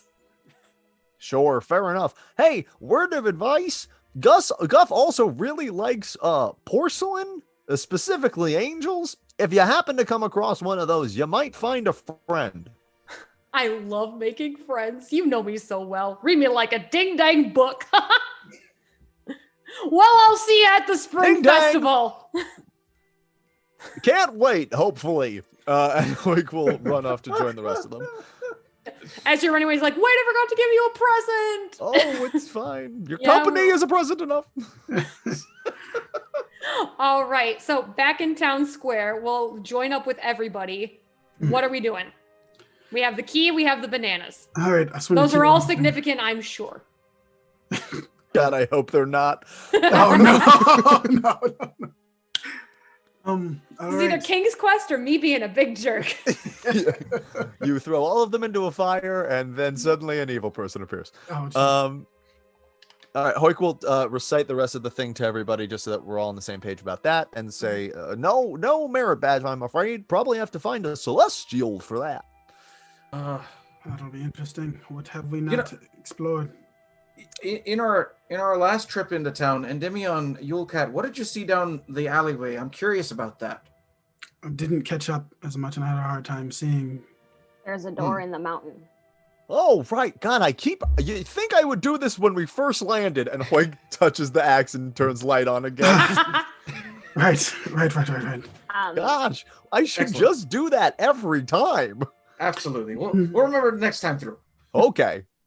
Should we break into the tavern, see what's in there, and then when the clock resets, go to the mountain? Sure. Just wait it out. It's viable. If we run out of time in there, then that sounds like a plan. There was also the smoke rising at the top of the mountain if you all are interested. Right. I kind of want to check on our dog friend, because the first time we encountered our troll friend, he attacked us, but then the shadow left him. And then this time we encountered the dog friend, but then the shadow left him. So maybe he'll be equally friendly or give us more presents or something. Well, that begs the question: where is the shadow now? That's a really good question. I understand only the shadow knows. That's I like what to I imagine you all like quickly look at each other's shit. Should we take a step back? Just lean over. Pulls the axe up and just. Alton does not, and he just looks at everybody else like, what are you doing? What? Yule, I'm happy to try and get us into the tavern if you'd like. Yes, please. Kind of make it a base of operations is the play. Sure. Or just see what's in there. Yeah, I love it. Yeah, feel free. Alrighty. Hoik is going to just try and take the door off the hinges. Oh, Wonderful. Yep, athletics check, please. Yes, indeed. And if he can help out, Alton is going to try to remove any like nails and such that are boarding up the door, if that'll help give him advantage Mm-hmm. with his war pick. Just I will take that advantage. 26. hey. Yeah, the door, with the help of the pick, just prying it off the handles, you lift it bodily off the door. Do you just throw it or like gently set it? Yeah, I think just looks around and then puts it on the wall next to it. All right. All right. Whoops. All right, let me get you on the map for the tavern. There's Ooh. a tavern map. Go. Please. it's like she knew we were going to do this. If you stat it, they will find it. All right, yeah. Yep. All right. There's not actually a fire going right now. It is dead. I just wanted to have a cool fireplace in there and That's hide fair. something that's not relevant. But yeah, so you enter the tavern. It's not really been used. Who knows when the last time was. There's a thick layer of dust on everything inside the building. I know Hoik has light up. I will cast dark vision on myself as I'm going to try and investigate to find the merit badge. Alrighty. Go ahead and make an investigation check. Can I also Go make an if it's in. investigation check for like trapdoors and secret panels? Yeah, feel free. 25. 18. All right. As far as secret doors go, you do find one, like a trapdoor behind the bar, kind of like in Shaun of the Dead. But instead of like a whole cellar, it looks like the rarest liquors are stored underneath here. And for you trying to find a merit badge, unfortunately, in general, they seem rarer than perhaps right. that sash led you to believe. And the holographic one, I mean, you probably got to get really lucky to find one of those. You probably got to meet. Littered with glitter badges, but not. Yeah, they're just right. They're supposed to be on the celestial, right? All right. Is the light on in the cabin and the smoke still going up, or has that ceased? The smoke is still coming up off the mountain, and it looks like the light is like the fireplace or whatever was inside the dog's cabin. You didn't really go into the sitting room, but it's still going. Okay. This might be a dead end. Seems Maybe like we head back towards our dog friend and out towards the mountain. Yes. Yeah, let's start with the dog friend. But I mean, if we hurry, maybe we can prevent the whatever shadow creature that is from infecting him again. Sure. I don't know if they can do that, but Well, it hasn't re-gotten Joss yet, so maybe true. it can't return to a thing. It's not on the tavern keeper either. Right. Let's go. Alrighty. All right, you head back to the fancy cabin? Yeah. Perfect. I didn't find a map I loved for it, so I'm just gonna put you in town square. I'll describe what you see. So I just could not find one I liked. That they were all too modern. So anyway, you knock on the door. Hello. No immediate response. Gregor, are you in there? It's be your old asleep. friends. Well, that probably doesn't make any sense, does it? No. This worked once, and Hoyk's gonna take the door off the hinges. Make another athletics check. Yes. This town will have no doors until sunrise. This is a 24. The door, like opening a little Easter egg. Like you just pop the door up and gently set it next to the wall. Well, hopefully that resets too. I'm really hoping so. If any of these doors turns out to be alive, I'm gonna feel so bad. Don't tempt me, Gabe. If they're alive, I think you will feel bad, but for other Oh reasons. God. All right. Everyone make a perception check. 9. Ooh, good. 20, dirty 20. No, 23. Makes a difference. All right. 21. Oh. Alton hasn't noticed that the door is off the hinges and is trying to look in through a window somewhere because I got an 8. You're so- scoping this out. You can tell it's dark in there, but a fire is going, Alton. This is definitely the same place you were in last time.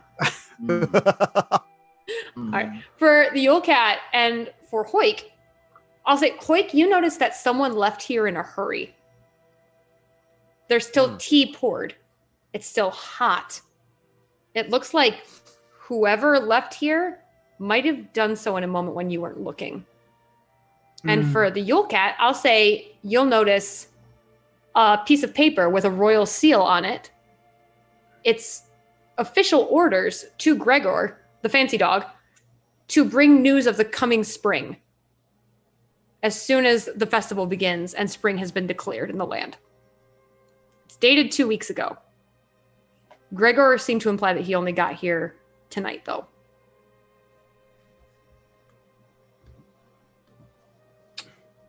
Gregor is not in this house at this point. Not that you can see. Can I investigate and look for secret doors? Man, I wish I was as clever as you running Ravenloft, but there are no trapdoors here. Okay. I'm not going to even make you waste a roll because it might be a good one. Very kind. We might have been too late, you guys. So we need to check in on this tomorrow. What about, let's go down that alleyway then and see if we To can the find mountain. anything. Sure. As you're going, if anyone wants to try and see if they notice anything, like anything you've noted about Gregor before, if you're trying to follow a trail or if you just want to go to the mountain, either way, we can just walk there if you want to, or you can try and find him. Can I try to sniff him out because he's a dog? And he smells bad, Jasmine, because He smells like a dog. Because he smells like Has a that dog smell? wet dog. You can absolutely make a sniffer check. Okay, is that perception? Okay. That's what Joss was using on you guys. Oh no. 21. Hey. So you're expecting dog smell, like wet dog smell. But what you get is a familiar scent of a light and breezy cologne that Gregor was wearing, traveling in the direction of the mountain. He's this way. And then I'm gonna start moving forward. And follow. Okay. We're right behind you. Alton is being extra careful to watch for shadows coming at the group. Totally. That's a very smart thing to do, especially as it gets darker and darker.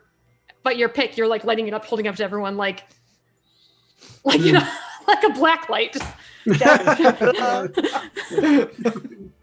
All right. So everyone's shadows look like they belong to them. Okay. And you all get to this base of a mountain. There is a door with no knob, no lock, no handle, nothing. Is there any way to look through? There's like a slit or something? It's a door shape. It is solid, and there is Solid. nothing identifiable on it that could open it.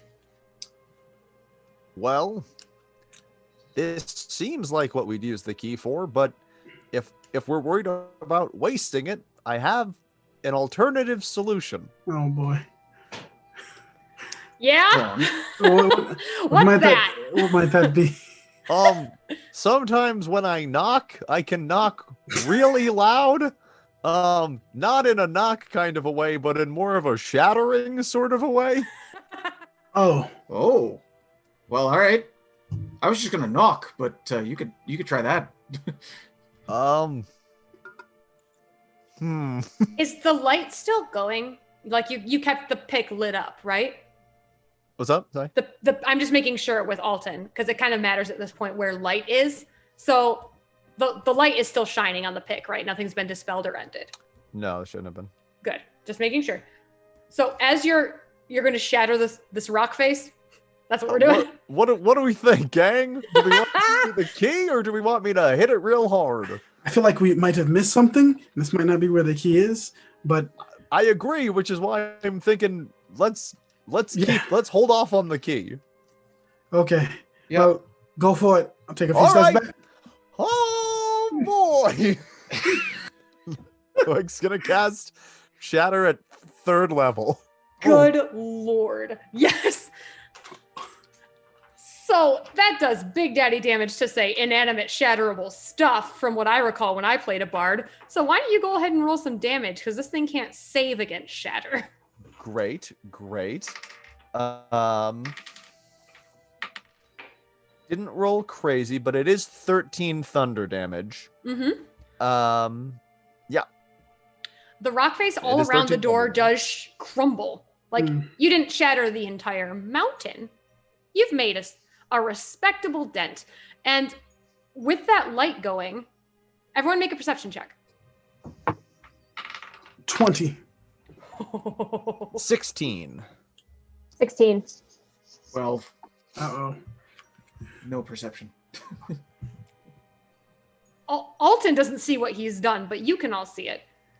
The outside of the door is fractured. The door itself hasn't moved, but if you look down and see what he's casting his light on, the door is casting a shadow onto the ground. And although the door has no locks or handles, the shadow has a massive keyhole. Ooh. Oh. And the sky brightens and you're all thrown back to the campsite. Whoa! I'm like, what the what? Wait, no! All right. Hoik, light, please. Oh, good point. Dark vision, wait. Oh! I'm sorry. You would think after the 3rd time we would get this down. We really have not mastered communication. Okay, here we go. Immediately as you all arrive, hello, my name is Joss! We absolutely Oh, hey, do not Josh. have time for you. That was I'm frustrating. past him, like, Timmy's just gone. This I'm is the running. Ned Ryerson moment where he's trying to talk to Bill Murray. You're like, gotta go. It's like, okay, well, bye. All right. I take it you're all going to run straight to the mountain? Yep. Quick pit stop at the dog's house just to see if he is still there. All right. The door has been resealed. Do you just rip it off again? Shoulder, not even rip this time. Just Yep, athletics check. Point kicks down the door. 29. Oh no! This door splinters like Boo's door in Monsters Inc. without the wood chipper. Just. All right. There's no answer. I mean, it's hard to tell if he would answer given what's just happened to his door. But yeah, no immediate answer. You can make an investigation check to find him if you'd like. Yep. That's a 2. He's not here, bud. Okay, he's not here. To the mountain! Alton was also peeking his head in with a 14 investigation check because he was trying to help out with the light. Same deal as last time. It looks like blind. It looks like tea was just boiled and poured and has not been drunk. Someone has left in a hurry. It seems like someone's maybe getting wise to the way you all do this. And just trying not to be spotted. I see. Maybe leaving earlier than before. Yeah. Okay. That makes sense. To the mountain? To the mountain. To the To the mountain. mountain. All right. It seems. Yep. So, yeah, let's get to this part too, and then we'll take one more break before we finish this out. All right. So we get to the mountain. How are you handling this with your golden key to somewhere? The door still has nothing identifiable on it. If you hold your pick up to the door to cast a shadow, there is still a massive keyhole in the shadow. Alton didn't notice that before, so he's not even looking at that. He's still looking at the doorway, just like, Totally. there's got to be something here. I love him so much. Yes, just keep doing that, Alton. Right. Okay. Key. I think I have the key actually. I'm going to take the key and float it over a mage hand and turn it so it looks like it's facing the right direction and try to put it in the lock. Just put the key in the lock? Just to make sure I understand what you're doing. You're like sticking the golden key into the space in the shadow? Is everyone okay with this? Seems good. Okay with what? You're fine. You're fine. Keep holding that. Oh, sorry. Yep. Don't move. Very well. Yeah. I'm gonna. If you stick the key in the hole, you wait. Nothing happens. Does it actually move into the shadow or does it just hit the ground? It just hits the ground. I will take the key and float it to the door where the shadow's portraying itself and try to put it in something that might be there. It just punk hits the door. All right. I'm at a loss. Let's attack the door I tried that last time. again. All right. Wait, why are you all looking at the shadow? We've been dealing with shadows. Is there something wrong with the shadow? Look, change the. He's gonna go over and like move his arm a little bit so that he can sort of see the. Oh. Okay. Hold on. Okay. Can anyone attack a shadow? I mean, theoretically speaking, I can try. technically I should be able to. Hoik's gonna try and dispel magic on the door. Fantastic. Yeah, what level are you casting that up? Just at 3rd Okay, it's gonna be the same deal as last time. with the roll. Mm-hmm. Gonna use a luck point because that was a natural 5. Okay. And that was a natural 3. Woo! Oh boy. Great, nothing. Okay. Oh, shoot. So far you have tried to stick the key into the solid door, tried to stick the key into the shadow. No luck. We definitely need this key. Should we have done something with the bananas? Do we stick the banana into the lock? Don't want to use those bananas. Do it, coward. We have an extra one, but I don't think that might be the case. I'm real worried about these bananas. Does the key make a shadow? Oh. Can we stick the shadow of the key in the smart. in the shadow of the door? Can we? golly, you have a light source and a key. I wonder. Maybe. Alton, let's do this again. Yeah. I'm trying to position this right. Does this look good? Let me see. I'll motion the key over with Mage Hand and try to find the key shadow. You have as much time as the night will allow you, and eventually you do make a shadow puppet version of this key fit in the keyhole of the door, and it swings open. Oh, brilliant. Let's move. Revealing Oh, boy. a room of magical darkness. Oh, boy. Okay. Before we take a break, I'll describe to you what you can see. You are standing on what looks like more of the stone from the outside of the mountain. Before you is floating a single magical blue orb. And beyond, impenetrable darkness. All right, I have an idea. I think it's banana time. On that amazing cliffhanger, I'll pause the timer. We're going to take one more break before we finish out my banana dungeon. And all right, we'll see you guys in like 5 to 10, okay? Speaking of Hideaway Hollow, it seems like that may very well be where our party has just arrived. They opened a magical door that was actually made of shadow, they discovered through the ingenuity of Yulecat, and they found themselves inside a room.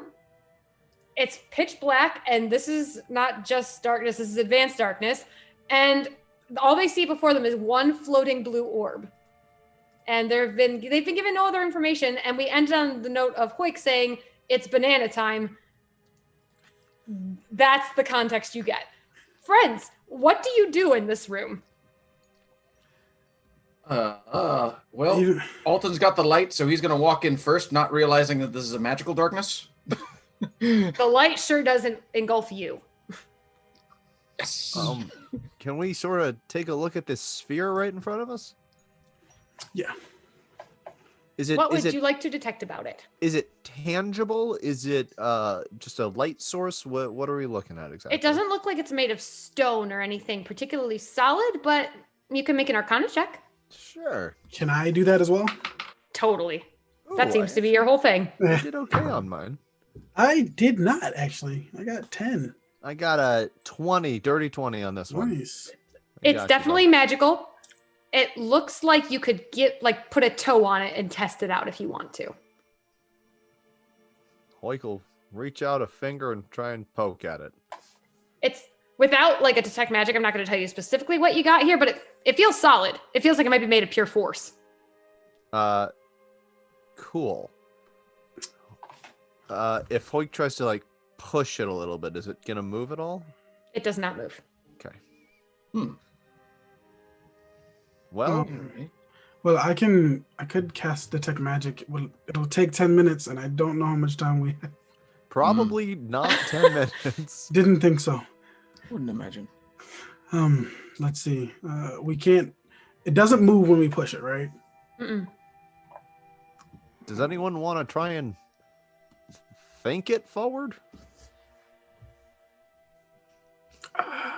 Go for it. Right. Hoik What does this look like, and what do you do? Hoik sort of puts his hands on his knees and gets his forehead up close to this thing and thinks as hard as he can. On force ball and force ball and force ball and force ball.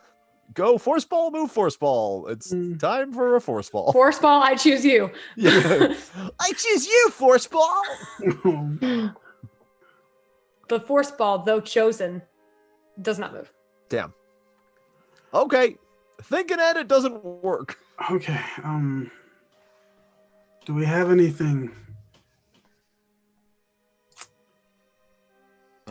What do you have, you guys? Bananas. Bananas. We have You bananas, baby. The linchpin of the story. Bananas. Yes, we have some bananas. The king of all snacks, you've been told. Does it look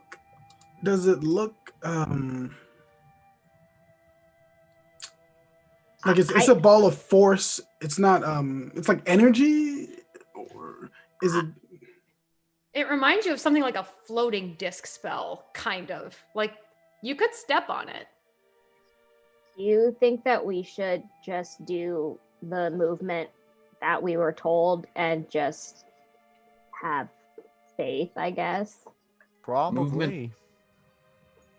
The song that we've heard and just trust it, maybe. Alton's gonna step on it. You keep saying that we could step on it, so Alton's stepping. All right. He steps on the orb. I'll move ya. Oh yeah, right. I could do that. How you doing, Alton? I seem to be standing here. You are standing on one orb in a void of darkness. No idea what's around you. Okay. Say What Alton, was that rhyme he was singing? I'll sing it at you if you want to try and do it. Okay. See how Well- this goes. Start by taking 5 steps forward. You're on a grid. You can move yourself. Oh boy. Alton is not going to take that first step. He's going to use his foot to feel around in that area to see if there is a step to be had. Ping where you're feeling. Whoop, wrong map. Right there. You feel your foot hit something solid. Interesting. Okay. Okay. I take 1 step forward. Here we go. You are now what appears to be standing on nothing. And your friends can barely see you anymore. Oh boy. We need to go with him. We can't let him go by himself. All right. I'll keep up the rear in case I break something. I just don't want anyone to be behind me. Very well. I will step onto the. All right. Good. What's next? It's 5 steps forward, yeah? So I gotta take another. That's only. Oh goodness. Do we take. I don't know. Does the dot count as 1? I don't. I'm going to think that the orb is the starting point. Hopefully. Okay. Yeah, that feels like go. I think it's Okay, 5 all right. beyond that one. So I've taken 1 step so far. I'm gonna take step 2. Here we go. I will follow. So far, so good. I believe that there are some steps back in the rhyme, so we should give space to have a step back. So just don't follow too That's closely. a good idea. Okay. Is there any? Oh. Right. You're very right. Maybe Alton should take the 5 and then the 1 back. Okay. Yeah. Okay, so we got step 3. Step 4. And step 5. Alton plummets Oh. in through the darkness. Can I see him? You cannot. Can You we hear him? Sure do. Alton! I can't. If I can't see him, I can't do anything. Alton lands with a splatter, taking 20d6 fall damage. Yeah, that's probably unconscious. Do you want me to roll that, or are you rolling that? I'm unconscious. You're nothing like. You're sap, actually. Yeah, probably. I mean, if you want to see the number because it's funny, I'll do it. But like, 20. Dead, right? Like, there's no. I can't, become an eagle and go get him. Wow, I rolled a lot of 1s. Are you alive? Yeah, where's the... Oh, wow. That's a whole lot of 1s. That's a whole lot of That's ones. a whole lot. I am exactly unconscious, actually. No. Wow. Maybe I should go first because I'm a cat and I can land on my feet. Well, Moving forward, that's probably a good idea. For this moment, Hoik's gonna turn into a giant eagle with polymorph and try to follow after where he thinks Alton just went. Okay. eagle walk his way out. Okay. 5 steps. All right, count them out for me and put yourself where you end up. 1, 2, 3, 4, 5. Everything's still solid, and then you jump off into oblivion. This eagle is flying completely blind, unsure of where the walls are, or where the floor is, or the ceiling. Alton? Alton, make a death saving throw. Yeah. Oh my god. That is 19, so that's one save. Okay, so far you're alive at the bottom of the chasm. Woo! All right, you can try to find him using any sense but sight. So they're going to be a disadvantage, and he is very far away. Fair enough. Eagles historically have really good hearing, so let's see how this goes. Hold on.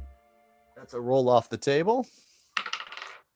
I cannot believe how well I just rolled on that. At disadvantage, a perception check is a dirty 20. Somehow, I'm not going to roll the d4 direction-wise, because as we know, in pure darkness, who knows what down's like, but you're lucky little bird, you managed to fly downward. Great. I'd say in one round of movement, you cannot get to him. That's fair. You keep going that way, and we're going to keep rolling perception checks to make sure you keep going down. Alton, make another death saving throw. Oh, that's a failure, so that's 1 and 1. 1 and 1? All right. Yep. What are you two doing while this rescue attempt happens? Can I, we don't have any light up here. And it's not really going to help you aside from like what's directly on your feet. Exactly. Well, I'm going to step up. Let's see, this was 1, 2, 3, 4, 5. I'm going to step up to here. So far, so good. Then I'm going to take a step back. Very smart. As you feel the step beneath you start to wobble. And then I'm going to take a step to my right. Mm-hmm. That's 1, 2, 3, 4. You fall. Oh no. Oh my god. As I see myself starting to drift. Oh, actually, my mistake. No, you're actually okay. You're okay. Sorry. My fault. I messed it up by 1. We're okay. Oh My my heart. god. You're safe. You're alive. My heart. There's a step there.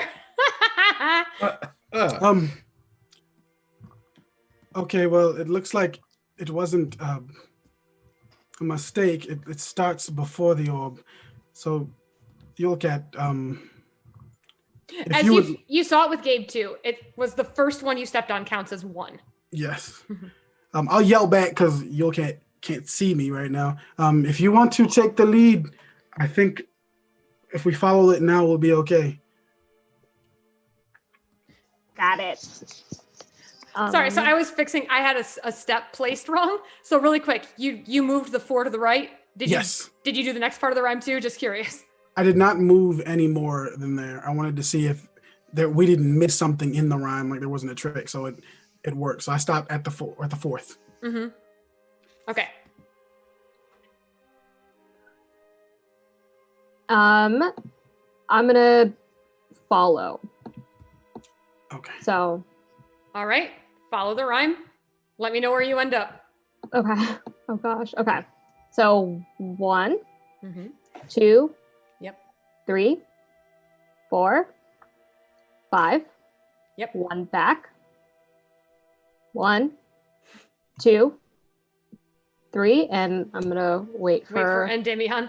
Hoik, perception check with disadvantage. Yep. Oh, this one's worse. That's a 10. You're still flying in the direction you think you need to go. That's what I'll say. Great. Alton, death saving throw. That's another failure. Not a 1 though. All right. So that's 2 and 1. I will let you all know that Hoik has not moved closer to Alton. Let's get the hard news or maybe good news out of the way right now. Alton, make one more death saving throw. Oh, Okay.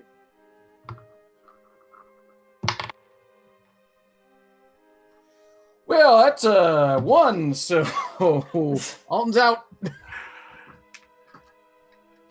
You keep calling into the darkness, searching for him. Oh no. There is no Alton to be found. And though you can't see it, the sky has lightened as the timer has just reset, and you all are going to end up back at the campsite, including Alton. Oh, Hey! okay. Alton! Oh, I was so worried about you. I was a bird, and I couldn't find you. Hello, my name is Joss, the Jolly Troll. I will see you all in the town square. I'm gonna just thunderstep. Everyone, can we just get you all? Yeah, we're gonna reset the timer right now. Let's get you all right back to the puzzle. How about that? Yeah, great. All right, we're back on the page. No one is dead. Goodness sakes, the first step counts as 1. Continue. Cool. We need to go back. Right. 1, 2, 3, 4. Oh, what was it? 5? I'll send you the whole rhyme. I'm putting it in your Nope, got chat. it. 5. Oh God. Back 1. 4 to the right. Mm-hmm. Great. You're still okay. All right, come on, everybody. This is for everyone. 1, 2, 3, 4, 5. Backtrack 1. 1, 2, 3. And waiting Oh, for. I don't know if that popped up for you guys. I was using Q to do it. Oh, I see it. Yeah. Okay. All right. Is everyone moving out, or are you two just trying this first? I mean, What I is? feel like if anyone's gonna jump a gap, it should be Yule. I can do that. What does it mean? Turn back forward, then jump the gap. I think because we were going to the right, turning back forward is the Oh. front direction we were going beforehand. Wait, wait. Hope. I see. Make- I see. Make sure you eat the snack first. Right. Yeah, don't go without eating a banana. I was so scared you were going to eat the banana. Oh, we're gonna eat the banana. It's a banana dungeon. I was ready for you all to die. Oh God. I'm Okay. just very worried about how far when I jump, I tend to jump a great distance. But maybe not from a standing jump. Maybe you can only jump It's not too far, or you'll be sap. Yeah. I can jump. All right, Yule, do you want to follow the sound of my voice or the poem? Probably. Use the poem. I'll follow the poem. Forget my voice. My voice is not important. All right. 1, 2, 3, 4, 5. Back 1, 1, 2. Okay. Mm-hmm. It's getting a little crowded out there, isn't it? Technically speaking, I think we can move through each other's spaces. Right. Oh, let's- okay. Oh, Yule- that's fun to imagine what that looks like. Yule, you and Okay. me Oh. switch. I'll go high, you go low. All right. Here we go. Ooh. Okay. So face turn back forward. So I'm jumping in the Think direction. this You can way? ping as much as you want. Yeah. Okay. Yeah. In the direction we originally were going. That seems right. All right. Banana. Wait. Hold on a second. You'll hold on a second. Hoik is going to here, Endymion, take this. He's gonna take his 50 foot of rope out of his pack that he has and say, "Can you tie this around Yule?" Of course. I will tie the rope to you. All right. Now, hopefully, if you fall and miss that gap, we can get you back here. Okay. Yule cat. Bob her on a fishing line, please. What? Yes. The Yule cat eats the banana, or Solid. do you have to eat the whole thing? Oh no. It'll get kind of mushy and brown if you don't eat it all, though. Okay, then That means think you're there's So okay. few chances at this. Yes, sweetie. I eat a snack. Yes. Turn towards the direction we were originally going, and jump. Oh God. 15. Should I do 15? Not too far. Because I have a feeling I'm gonna like land on some spikes or something. If I hope not. That would be such a trope. Back and jump the gap. Okay, She says, I'm grin. gonna jump forward with my left leg. Where are you leaving the right one? Well, because it says jump once more, same leg as last. I think that means again in the same direction. Okay. Wait, that's I the think. that's the eat the snack, turn back forward, and then jump the gap. You guys Right. know that time will reset and you can't just try it again, right? Yeah. Yeah, but Oh. we might be banana-less. Okay, I jump forward 15 feet. Ping precisely where you land. Just to make sure I'm counting right, because it Okay. matters. I think I'm always bad at pinging. Right there. Right here. That one. The Yule Cat plummets down into the darkness. You guys have a rope around? Yep. Yeah. All right. The rope goes taut around your belly, Yule Cat, but you are not going to hit the bottom of this pit. Let's pull her up.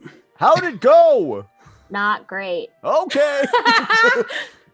15 feet is probably too short. Too You think short. too short? Yeah, we're gonna need to jump more than 15 feet. Wait, So- let's look at this. You're crazy because you're a cat. Usually we can only jump forward about as much as our, I don't know, strength score would be. Everyone gets No. a nosebleed. Yeah, oh, Jesus Christ. He's like, what is that? Oh, psychic damage. Oh, What are you talking God. about? Strength scores. So I think more than 15 feet is going to be very difficult for, like, some of us. Is Oh. Alton not even out there yet? No. How's it going out there? You okay? Bad! Follow the poem. All right, Alton's pulling your never cat been back up. scared in his life, and because he died, he's very scared right now and is Fair. not stepping out there. I'll come back for you. Oh, really? Oh, God. No, you stay there. I'll be there soon. Don't worry. Okay. Pulled Yule Cat is up, hopefully, by now. Yeah. I don't know. Do you want an athletics check on that? Oh, Can I- just pull Yule Cat up. No, you have time. You just do it. He's little. I actually don't know what my jump speed is as a cat. Oh, you should Um, definitely You'll believe- try jumping less hard. just like Less hard? I think so, because I think okay. you turned into sap this time. it's a gap. Oh. It's a gap, so you probably only need to jump over the 5 foot. It might just be the 5 foot. Oh. Yeah. So maybe like technically jumping 10 feet should Okay. put you there. You're jumping over one block, I believe. Try All it. right. So Yule Cat does a leap over the 5 foot gap Put yourself there. right here. Oh, Your feet touch solid ground. Oh, oh, never mind. How'd it go? Yeah, I'm alive. Ooh. Wait, is that you? Yeah. Listen. I said listen to my voice. It didn't work. Listen to the poem. All right. Is anyone who's moving next? Yule Cat, are you trying to get to the next safe spot to give them room, or are they gonna That's go eat their probably snack? a good idea. Yeah, I should do that. Okay, so if I turn back for not too far, you'll be sapped. Jump once more. Same leg as last. I think it's another 10 feet forward. Oh, I see. The same leg, like Equivalent lap distance thing. okay. I've different leg. Okay. So Yule Cat's gonna do Jasmine another. was hopscotching her way across the. All right. Put yourself where you land. All right. You touch solid ground. Amazing. okay. Okay. I will eat my banana, and then does it look like this is something I could do, or I might not make it just because I don't have high strength? You can probably make this. It's a little. Okay. It's like jumping over a puddle. Okay, then yes, I will eat my banana. I will make the leap to here. All righty. Alton, Here. you need me to come back for you, or you feeling Oh. okay? No, I'm right here. Oh my God, you're right behind hi, me. yeah. Oh Christ! Right. Don't forget. I think there's another step back though. Everybody, make sure we don't block each other. Ooh, We got to that's- give space. Very good call. 4 steps right, but not too fast. Okay. All right, you start moving, Yule. Okay. Is there still rope around me? Yeah, you can untie it. I'll just pull it back, but No, I need it. I Okay, want keep that. it. Yeah, great. I need it. Please don't do that. Okay, so 4 steps slowly. 1, 2, 3, 4, and 1 step back. There. Yes, you are still on solid ground. Crouch down low. Okay, I'm gonna crouch down Alrighty. and just crawl. 5 more steps still to the right. Oh God. Okay. Why would we have moved back? Okay, so 5 steps to the right. So 1, 2, 3, 4, 5. The ground beneath you has changed, Yulcat. You still can't see, but it feels like gravel. It feels like you're on a path now instead of orbs of force. Okay. I close my eyes Mm-hmm. and good night. A door opens in front of you, shining light from the next room. Guys, there's a door. Oh, okay. Oh, All right. Out the door. I need to eat a banana still. Oh, don't forget your banana. Oh yeah. Good call. Good call. I will make the leap across this. They're all making cha-cha slide jokes in the chat. Same thing. Doing my jump. And I'll wait here for Endymion to do his thing. Okay, so let me find this place in this poem again before I mess this up for all of us. Nana. Nah. Take this in. Turn back. Jump the gap. 4 steps to the right. Nice and Alright. slow, though. Don't rush anything. 1, 2, 3, 4.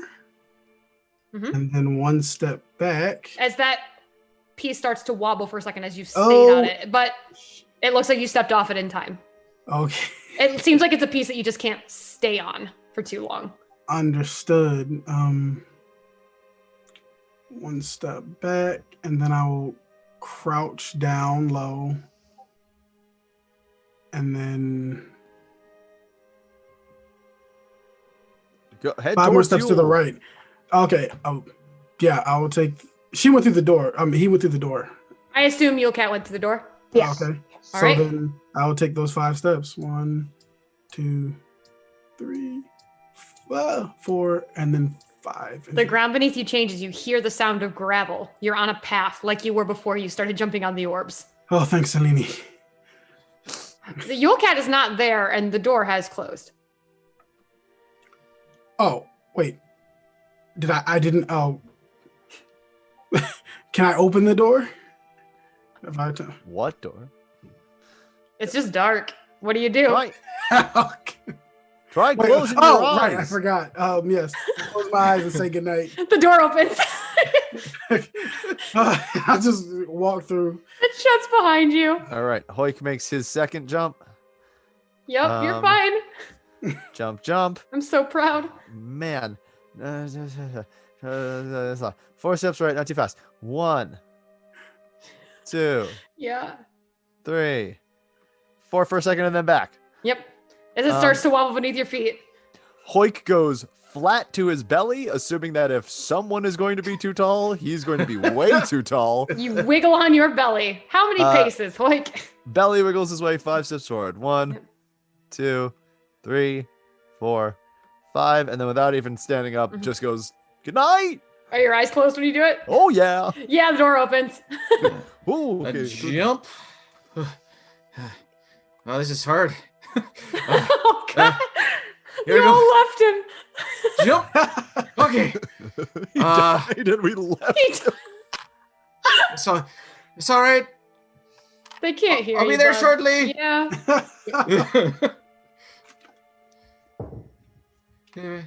Okay. Dice roll? 1, 2, 3, 4, and then back.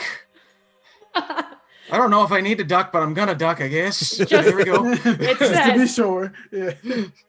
Duck down, and ducking. I'm gonna go right for some more. 1, 2, 3, and a 4, and a 5. Whoop, I moved the wrong one. At any rate, 5.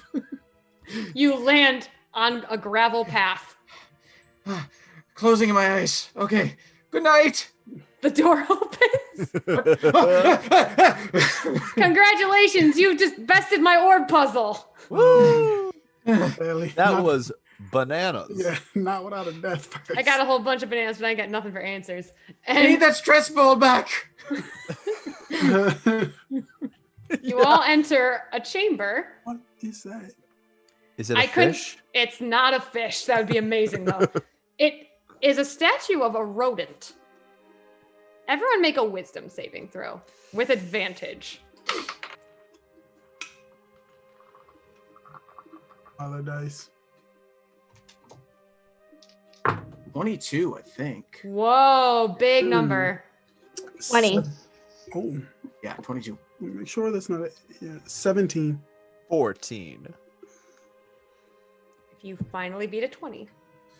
Oh, This is a groundhog. This entire holiday is based around this creature. Hey, yo. You know that his task is to let people know whether there will be more winter or more spring. And you know it has to do with his shadow. If he sees it, 6 more weeks of winter. If he doesn't see it, early spring. The only other features in the room is one lit torch behind him, casting a shadow of a groundhog, basically an elongated groundhog directly before you.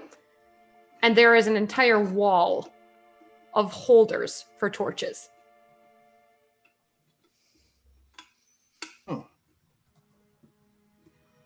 Our Sconces, clock if you will. Clock might still be ticking, gang, so we might want to do this fast. That is a solid point.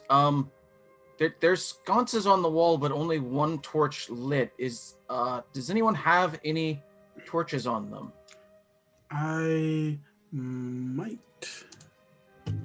Probably in my explorer's pack. Yeah, that does torches. I do have a have. couple. I Yeah. have one too. I have a torch have- as well. I have one torch as well. It sounds like we all have one torch. Fine. This is a wall covered with hundreds of sconces. Oh, That won't work. no, we definitely don't have time for that. Maybe this right here is a torch. Wait a second. I didn't succeed on this wisdom check, so this doesn't help me. I'm assuming the friends explained to you, I hope. Great. If I know anything about this holiday, it's that the groundhog needs to see its shadow. Well, we have a groundhog, he's pointing at the statue, and we have a shadow. Directly in front of its eyes. It's staring it down can at see it. It's looking at it. It can see the shadow. You can If it see sees the its shadow, it's more winter. Do we want it to not see its shadow? If we're going to So- move on to the next part of the story, I believe. Maybe. Hook's gonna run forward and try and turn this thing. Oh, just try and turn. Okay, yes. I didn't expect that. That's Like, amazing. Muscle the Just statue. lift. around? Okay, athletics check. Can I This definitely seems like the easiest thing you could lift. give him advantage by changing its density and making Yes, you can. it I will do that. You've got this, Hoik. 22.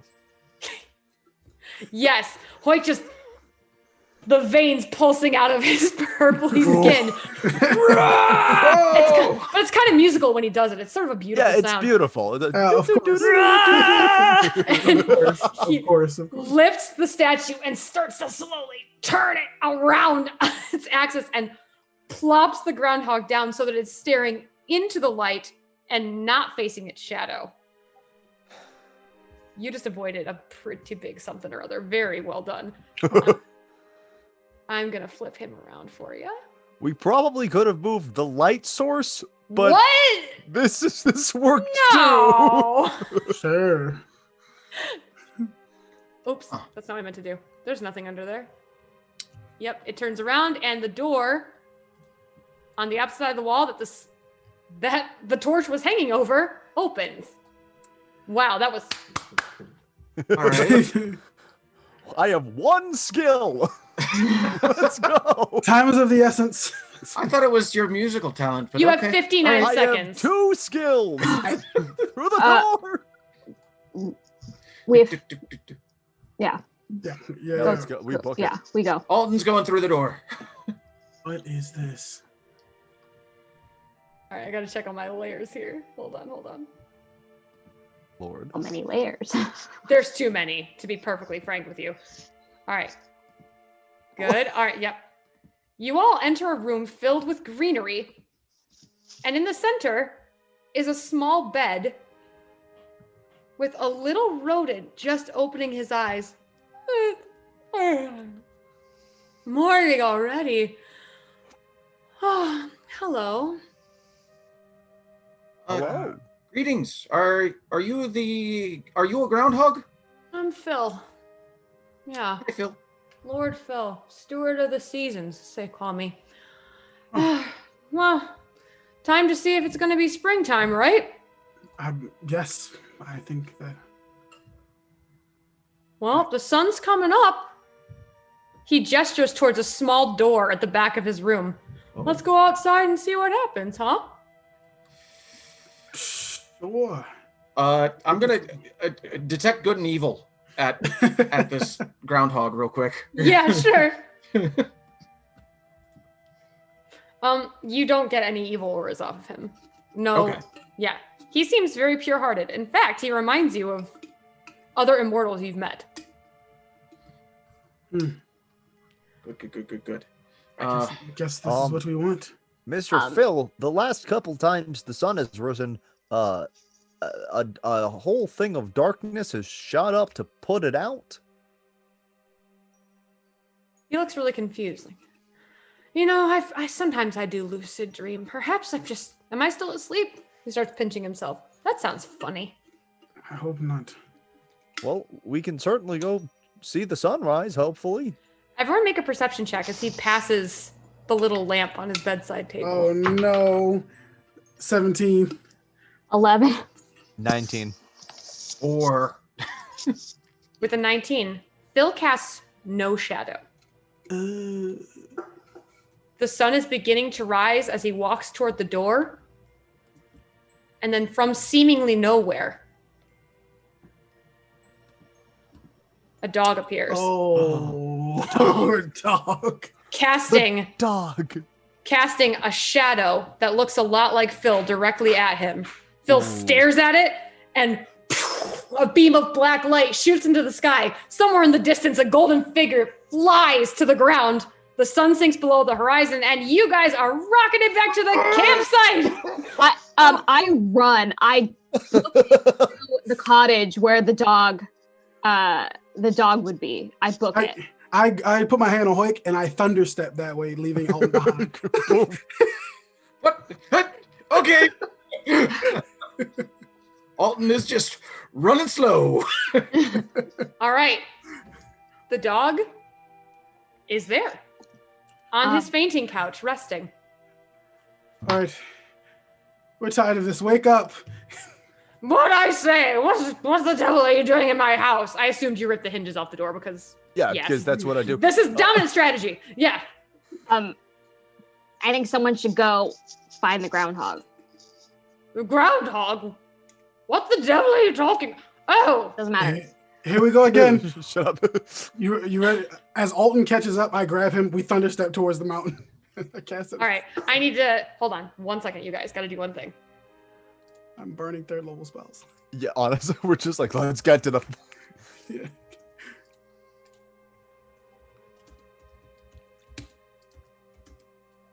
Hold on. I'm sending one secret message. Sorry. Oh, God.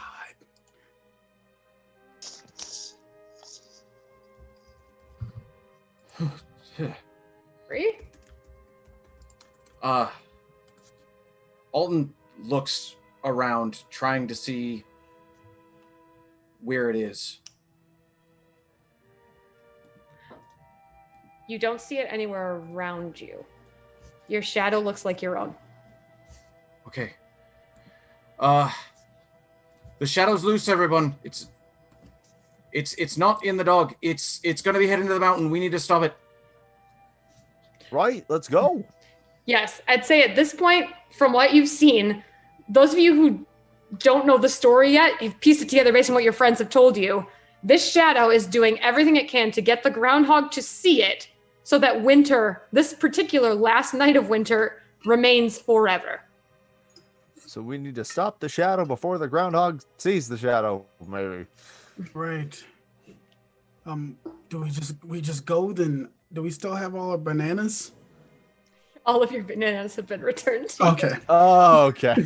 Just make sure. Sounds like we'll never One beat this. banana Just to like- share. As long as it's on all of you. Understood.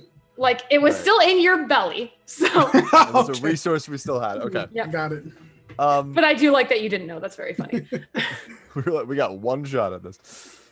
All right, so back to the mountain. We are going to assume that you do Key, not mess up my path. puzzle. Yep. Yeah. Key, jump.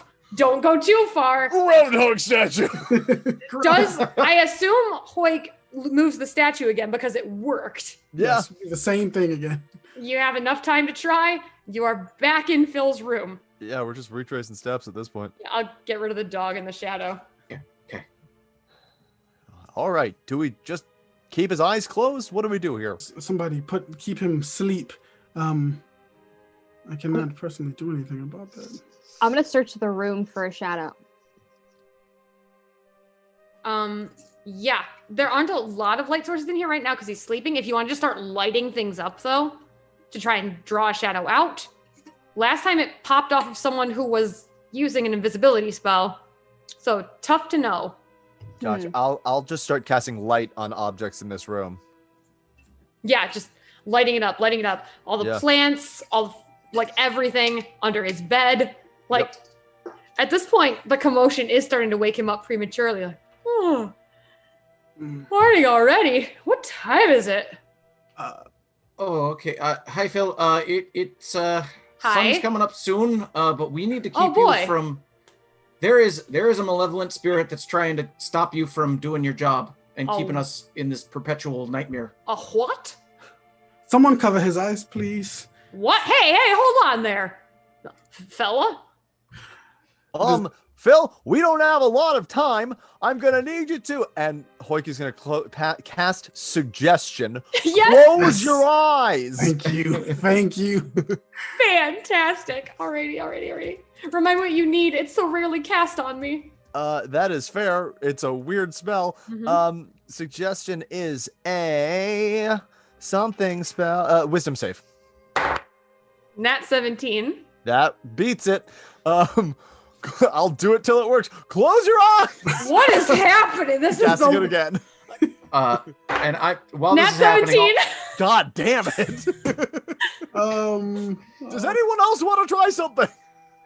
Phil, I promise we're trying to help. Can you just keep your eyes closed for right now? It'd be a great I sure favor like me. to, but you've lit my entire room up like a chandelier. I don't know. That's fair. Do you have like a sleepy night eye cover thing? Maybe you could put that over. An eye mask. Yeah, an eye mask. That's what it's called. I do have one. Could I ask why you four strangers have barged into my room and demanded I close my eyes while you're still in it? That is a fair question. Maybe just a little dialogue between us. We have been sent here by Santa. He knew Oh, that there was he's a a problem with friend. your story. And we are trying to help you correct the story and make sure it happens correctly. What? I wake up, I go outside, I see the sun, Right. and I see my shadow or don't, and that lets us know what season it'll be, yes? Right, but there And- seems to be a shadow that is alive and trying to make it so it stays winter forever. And it's working. It has worked. This is not the first time we've talked, Phil. I bet you don't remember me, though, right? Well, no. He's That's gonna make a fair. wisdom saving throw with advantage. Oh, Come to think of it, my shadow has been very insistent lately. Feels like it's always just right there, right in front of my face. Mm-hmm. you don't have a shadow right now. That should come to. What? He looks around. Holy smoke! It seems to have a mind of its own. But, oh god, he's having like a moment here. So this is why we need you to please cover your eyes until we finish in here. Okay, but How long have I been making it winter? At least a week, but it's probably been longer than that. Not sure. Wowie! Probably 2 weeks, given the letter on the desk of the dog. This Right. doesn't matter to you. Close your eyes. Phil is gonna just see if he believes you real quick, because this is quite a story. He rolled a nat 15 insight. His wisdom is not bad. He looks at you all. Yeah, okay. But when the sun comes up, I do have to look. It's the rules. It's the story. Can you do something to stop the shadow? We can only hope, but we won't be able to try unless you cover your eyes. Wait a second. Can we... There's like a door that leads to the outside, right? We can sort of see. Yeah, it's the very easy access to his burrow on the other side of the mountain that you guys didn't know about. Of course. Of course. If we look out that, do we see any sort of charioted creature flying across the sky? Yeah, very close by. You can see the beginnings of a golden shaped thing that looks like it's about to take off in the trajectory it's been going. It's not quite time for sunrise yet, but almost. You're very much closer to it. He's a resplendent being, celestial in fact. Looks like some sort of sun-themed deity. Mm-hmm. So we need him to see the sun, but he can't see the shadow, or he'll blast the beam. Are you all handy with those weapons you're carrying? Yeah. I would say so. What if you just knocked the stuffing out of it? That's what I was thinking. It should be on its way here soon, so... Listen, I'm not Joss the Jolly Troll. I'm no pacifist. If you gotta give him what for, get a few licks from me and... Sure. Let's do that.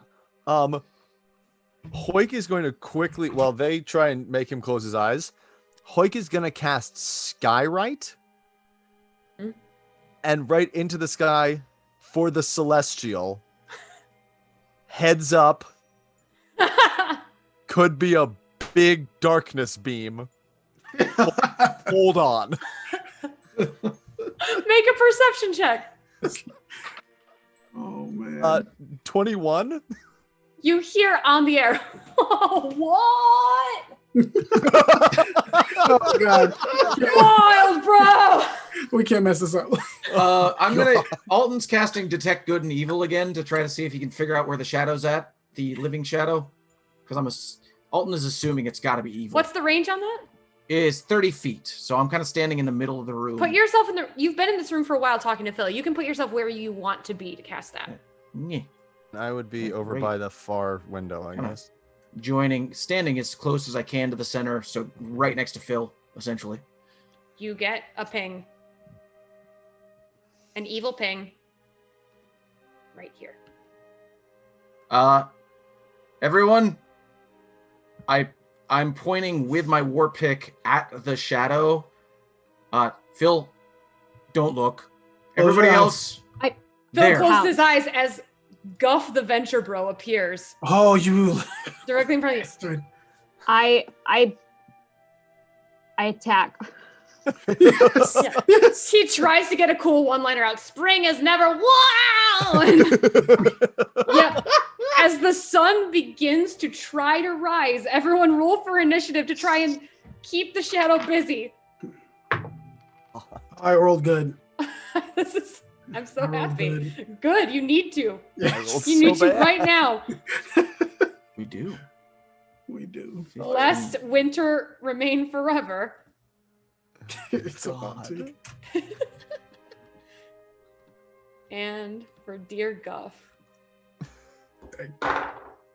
Didn't roll great. Which is great. I gotta look at the size of the spell. I'm gonna level this room. Oh, Jesus. What are you doing? As Endymion kills the party. I'm going to level this room. Oh my god. These matching initiatives, you silly billies. I have a +4. Yeah, Okay. yeah. So Yeah. New Cat can go first. Yeah, for sure. All right. Do I get the jump? Like, do I get an extra attack because I attacked first? Does that Yeah, make sense? I'm gonna give you a surprise for sure. Just Okay, do cool. 5 attacks, Jasmine. 5 attacks. Well, I assumed you were gonna do your normal 4, and then I'll give you another one too for being Oh, sneaky. okay. Okay, cool. I will do that. Okay, 5 attacks. Jesus. Golly sakes. Okay. 12. Oh God. 11. Miss. Botch. Oofa doofa. God. 9. They Oh, all boy. miss. Oh my boy. goodness. Okay, yeah. Guff is just like moving like water, like around you. Like, not this time. Never again. Winter forever. And a 9. Jesus. Jasmine. Nothing happens. On the one hand, you haven't beaten this innocent cat who was very much a fan of yours, but on the other, uh-oh. Oh boy. Wow. All right, and Dimion. I think I can do this. I'm gonna use gravity sinkhole I'm gonna put it on the back of the wall. What? And so it reaches out. Just tell me what to do, Graviturge. Yeah. The cat needs to make a DC 16 on saving throw. Nat 2. Nat 2, cool. The cat is gonna take a whole lot of damage. 30, Oh, poor Guff. 38 points of force damage. Yeah, I'm assuming blown back into the wall. Is that what happens here? He gets actually pulled towards the wall 20 feet. Oh, so he's just gonna slam. I'm gonna give him some bludgeoning damage too then. Wait, or it might be 10.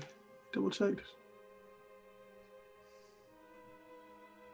Oh, we need battle music. Sorry, I was really. Oh yeah, it's pulled to the center point. So yeah, it slams into the wall. Jesus. And I'm gonna deal 2d6 bludgeoning damage for getting slammed into a wall. So that's 9 more. I'm gonna telekinetically push him even further into the wall. Just Grinding him in. No! I am really tired of doing this. And that's my turn. All right, Alton. Yeah. All right. Hoik, turn off the light. And I am going to look at where the shadow is of this cat. Yeah. And if I can find the shadow of the cat, I'm going to run up to it, which I think is a full 25, if I'm seeing that correctly. Mm-hmm. And I am going to attack its shadow with the shadow of my war pick. Amazing. Very good idea. And you make purchase. Dope. I learned it from you, Yule Cat. I learned it from you. I learned it from watching you. All right. Yeah, roll your damage, including the lightning, I'm assuming. Yeah, that's... That's so why am I on cool. that page? Let's see here. Damage. Let's see, that's a D8, a couple D8s. One D8. Okay. I'll just roll 8 plus... That's 10, and then 13 damage from the war pick, and I'm gonna do it again. I'm gonna attack that shadow again. Mm-hmm. But that's a nat 1, so I missed. It just missed. That time it moved its body around the pick. Like, It's fair. yeah. All right, but the shadow is very much it's visible. You can all see what he's doing. Moving on to Hoik. The cat acts before I do. The numbers are. Oh, might be. Oops. No, you're good. You're good. Cool. All right. Oh, I love the stat block. Let me see.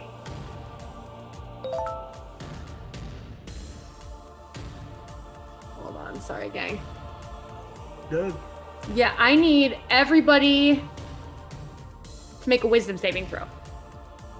This wouldn't be a spell, would it? It is a spell. I will counterspell it at 3rd level. Okay. Do I need to roll for it? Actually, my mistake. I'm sorry, bud. You can't. It's like an ability like Dragon Breath, recharge Okay. in a 4 or 6. All good. All good. Sorry. Yeah, no dice. So, All right. Wisdom save? Wisdom saves from everybody within 60-foot radius. Oh. 22 for Alton. He's Team? too close to the blast radius, I guess. So. I'm gonna take a lucky on this one. Alrighty. I rolled a 12. All right. The DC is 15. Ooh, yes, 18 on the second one. Let's go. All right. Amazing. All right. So we're doing a lot of psychic damage here to everyone who failed this. Oh, no. All right. I'm just gonna roll on D12. To make it absolutely sure I don't want to, kill anybody. Perfect. All right. You'll be fine. It's not like 20d6, Alton. Yeah, well, that would kill me 10 times over. Like. Oh! 30 points of psychic damage are halved for everyone who succeeded. Woof. I am. As- A wave of dark shadow crosses through all of you. Sorry, what was the save again? It was a wisdom saving throw, DC 15. Oh, okay, just made it. So, Just take 15. Yep. whew. It looks like the shadow and Guff are moving in tandem, but the shadow can't outright attack. It looks like everything's being channeled through Guff. Looks like everything's being channeled through Guff. Guff is using the shadow's abilities. The shadow can't seem to do anything on its own. So does it seem like attacking the... Did Alton attacking the shadow hurt the shadow? Mm-hmm. It's Okay. like it's almost got like a wisp of shadow coming off of it. And if you want to make I'll give everybody a free perception check on that because we're rounding out the night anyway. Nope. 19. And Demian, this is very important for you to relay, unless anyone else wants to roll too. 20. I did not get it. Yulcat, you can see it too. When you damage the shadow is being pulled back toward Phil, as though it's reconnecting to him. Great. All right. Now, Hoyk's Hoyt. turn. Yeah. And And I assume they shout that at you before your turn, but. Yeah, great. Hoyk can get 40 feet if he uses a blade flourish, which he absolutely will. Heck yeah. Gets him to there, which is not within striking distance, but you can throw axes. And, yep.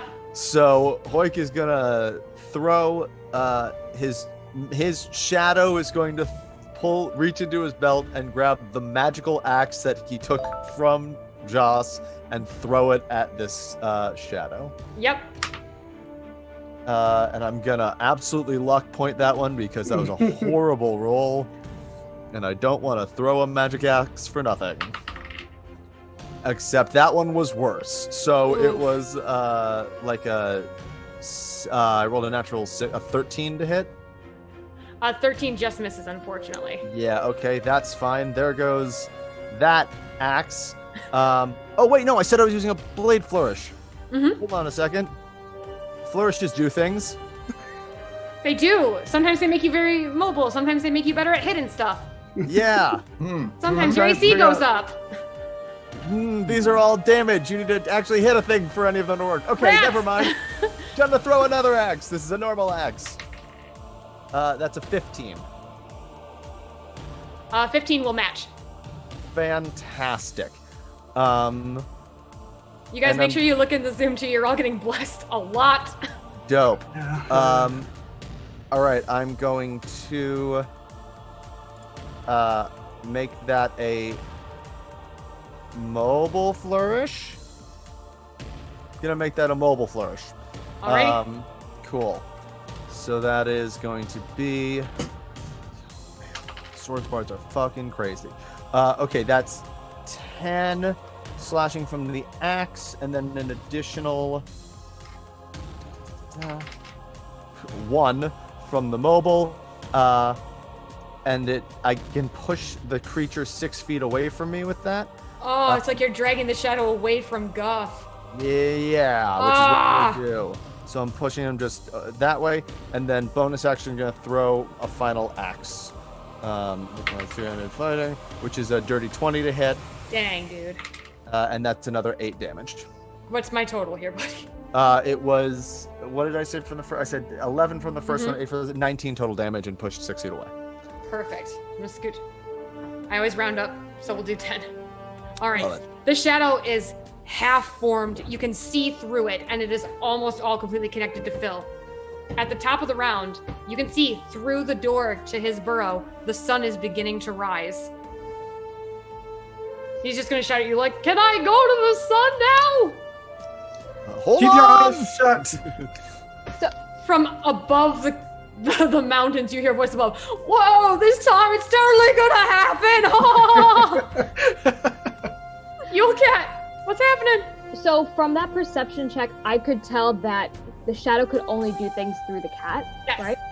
Okay, I'm gonna attack the cat with a dagger. Oh, Uh, God. But like, I'm gonna hold back. I'm just gonna start with 1 and see if it hits. Okay. Poor 16. Guff. Yeah, I mean, that hits. Okay. He's bleeding a lot. I'm sorry. I hope so. Oh, I rolled a 1. Thank God. 5 damage. Okay. I'm gonna use a key point to stun him. Smart. I see. Hell yeah. And the It's poor a con cat save from you, Aaron. must. Yep. Yeah, con save. That's really Nat 17. Oh, no. Another one. Do I've another rolled one. 3 another one. Yeah. Do another one. Do another one. Okay. Another one. Oh, the I don't know, why cat's not? looking I mean, bad. you can. It's up to you. It's up to you. Can I mean, is he looking real bloody? Real bad. And the shadow's not looking good either. Okay, I'm gonna attack the shadow then. All right. So I'm with- assuming you ran up to Guff and then just like, are you sandwiched between them basically? Yeah, kind of. And then. Sorry, is this additional attack? Okay, so I'm gonna attack the shadow with the shadow of the dagger. Mm-hmm. Oh, nat 20. Let's go. Let's go. All right. Roll damage. This could be it. So max die, roll dice again, and then add the Mhm. modifier. For me, with crits, I just do roll twice. Oh, roll twice. Okay. Roll twice and add your mod 1 time. Okay, 6.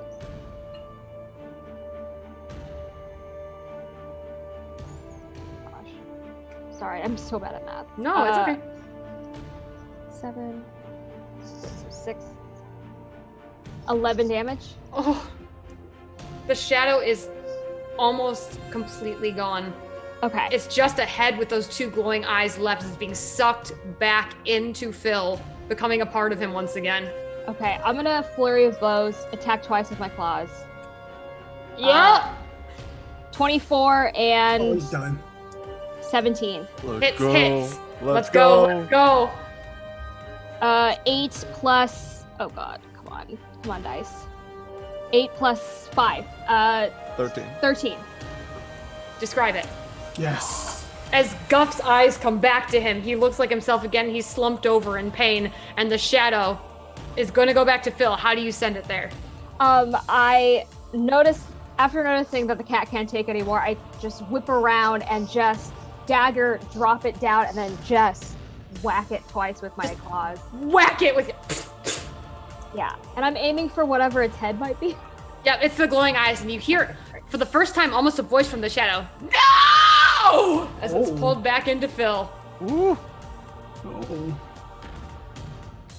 And just a normal shadow. No more glowing eyes, no more creepy shape. It's just Phil, the Lord of the Seasons shadow. Da da da da da da da da. Hey. Once again, from Alton outside, you rushes hear, "Come on, baby, rise!" Alton, first of all, runs over to the cat, heals Guff, and then at the same time is shouting to Phil, "All right, I think you can open your eyes now. Go outside, see if you got a shadow." Oh, golly, I hope I don't. And Hoikel, drop that skywrite, throw out another one that says, "Go, go, go!"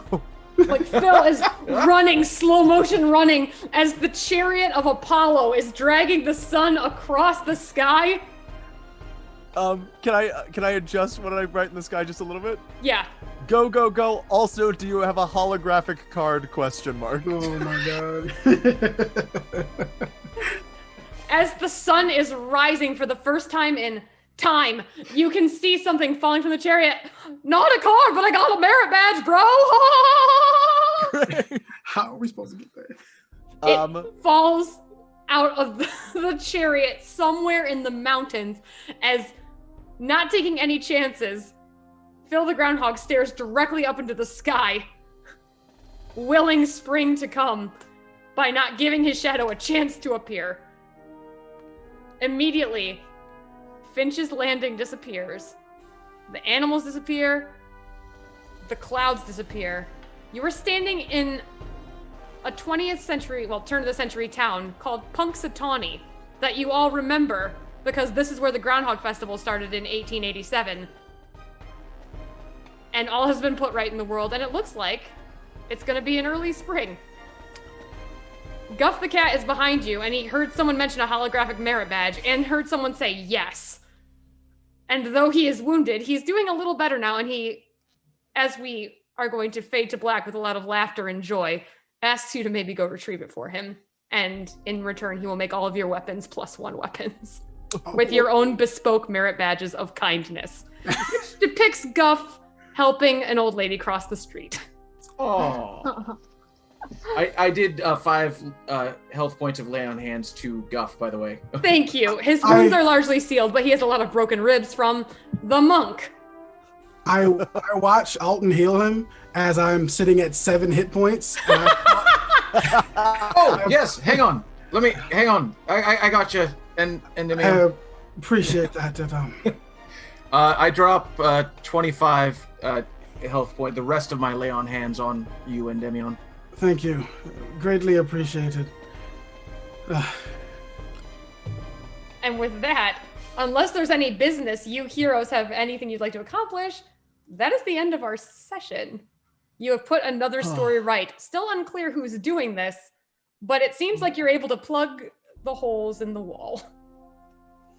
I do go look for the merit badge. Yeah, we would go try and find Everyone with Guff's expertise and your team of flying reindeer who are on their laps around the mountain appear in front of you to help you search. Amazing. Perception checks with advantage to find an enamel pin in the mountains. 11, not me. 16? Oh boy, my dice have been on brand for these perception checks. That's a 4 with advantage, so... 18? Thank Me? you, Wade. Yep. Right. It takes the better part of the day, but it is day. So that helps as the sun has fully risen, and eventually, after about a mile of walking, you find a holographic merit badge. Do you offer it to Guff or keep it for yourselves? Give it to Guff. He deserves it. Guff, through kitty cat tears, pins the holographic badge to his scout sash.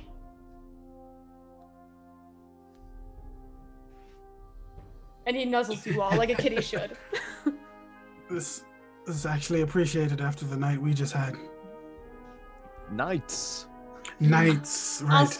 I'll say for all of you, you do realize too, the animals no longer occupy the town as citizens, but they just live in the forest, and it looks like they just got caught up in this weird pocket dimension tomfoolery. Huh. Just because you made friends with them, and I care about you still knowing Joss. So yeah, they're around. I was gonna say, how is Joss? Is he, He is so. Alton is gonna run and check under the bridge. That's his first step, I think. When you do it, he says to you, "Oh, hello, Alton." You remember me? Fantastic. Of Hello, course I do. Joss. We're friends. Of course we are. Oh, it's so good. I passed on the stress ball to our friend Guff. What? He likes it. I didn't remember that part because I Oh. Huh. Yeah, Did I? different timeline. Never mind. Different timeline. Different timeline. Right, I don't right, know right, what right. that means. That's all right. Joss, Popular it's good to saying. see you. I'm glad. Is it? I'm glad to see you, and I'm glad we're friends. Oh, golly. Ditto for me too, bud. You tell the others they're welcome under my bridge anytime. All right, it will do. All right. Is there anything else you guys would like to do, or shall we say goodbye and good night? We're good. Thank you, you guys. I loved this session. Thank you so much for saving Groundhog Day. Yay! Yay! Thank you, one of you, for falling down the pit hole trap. I really wanted I wanted to Groundhog Day you so bad with death, and it happened. So, Oh, goodness.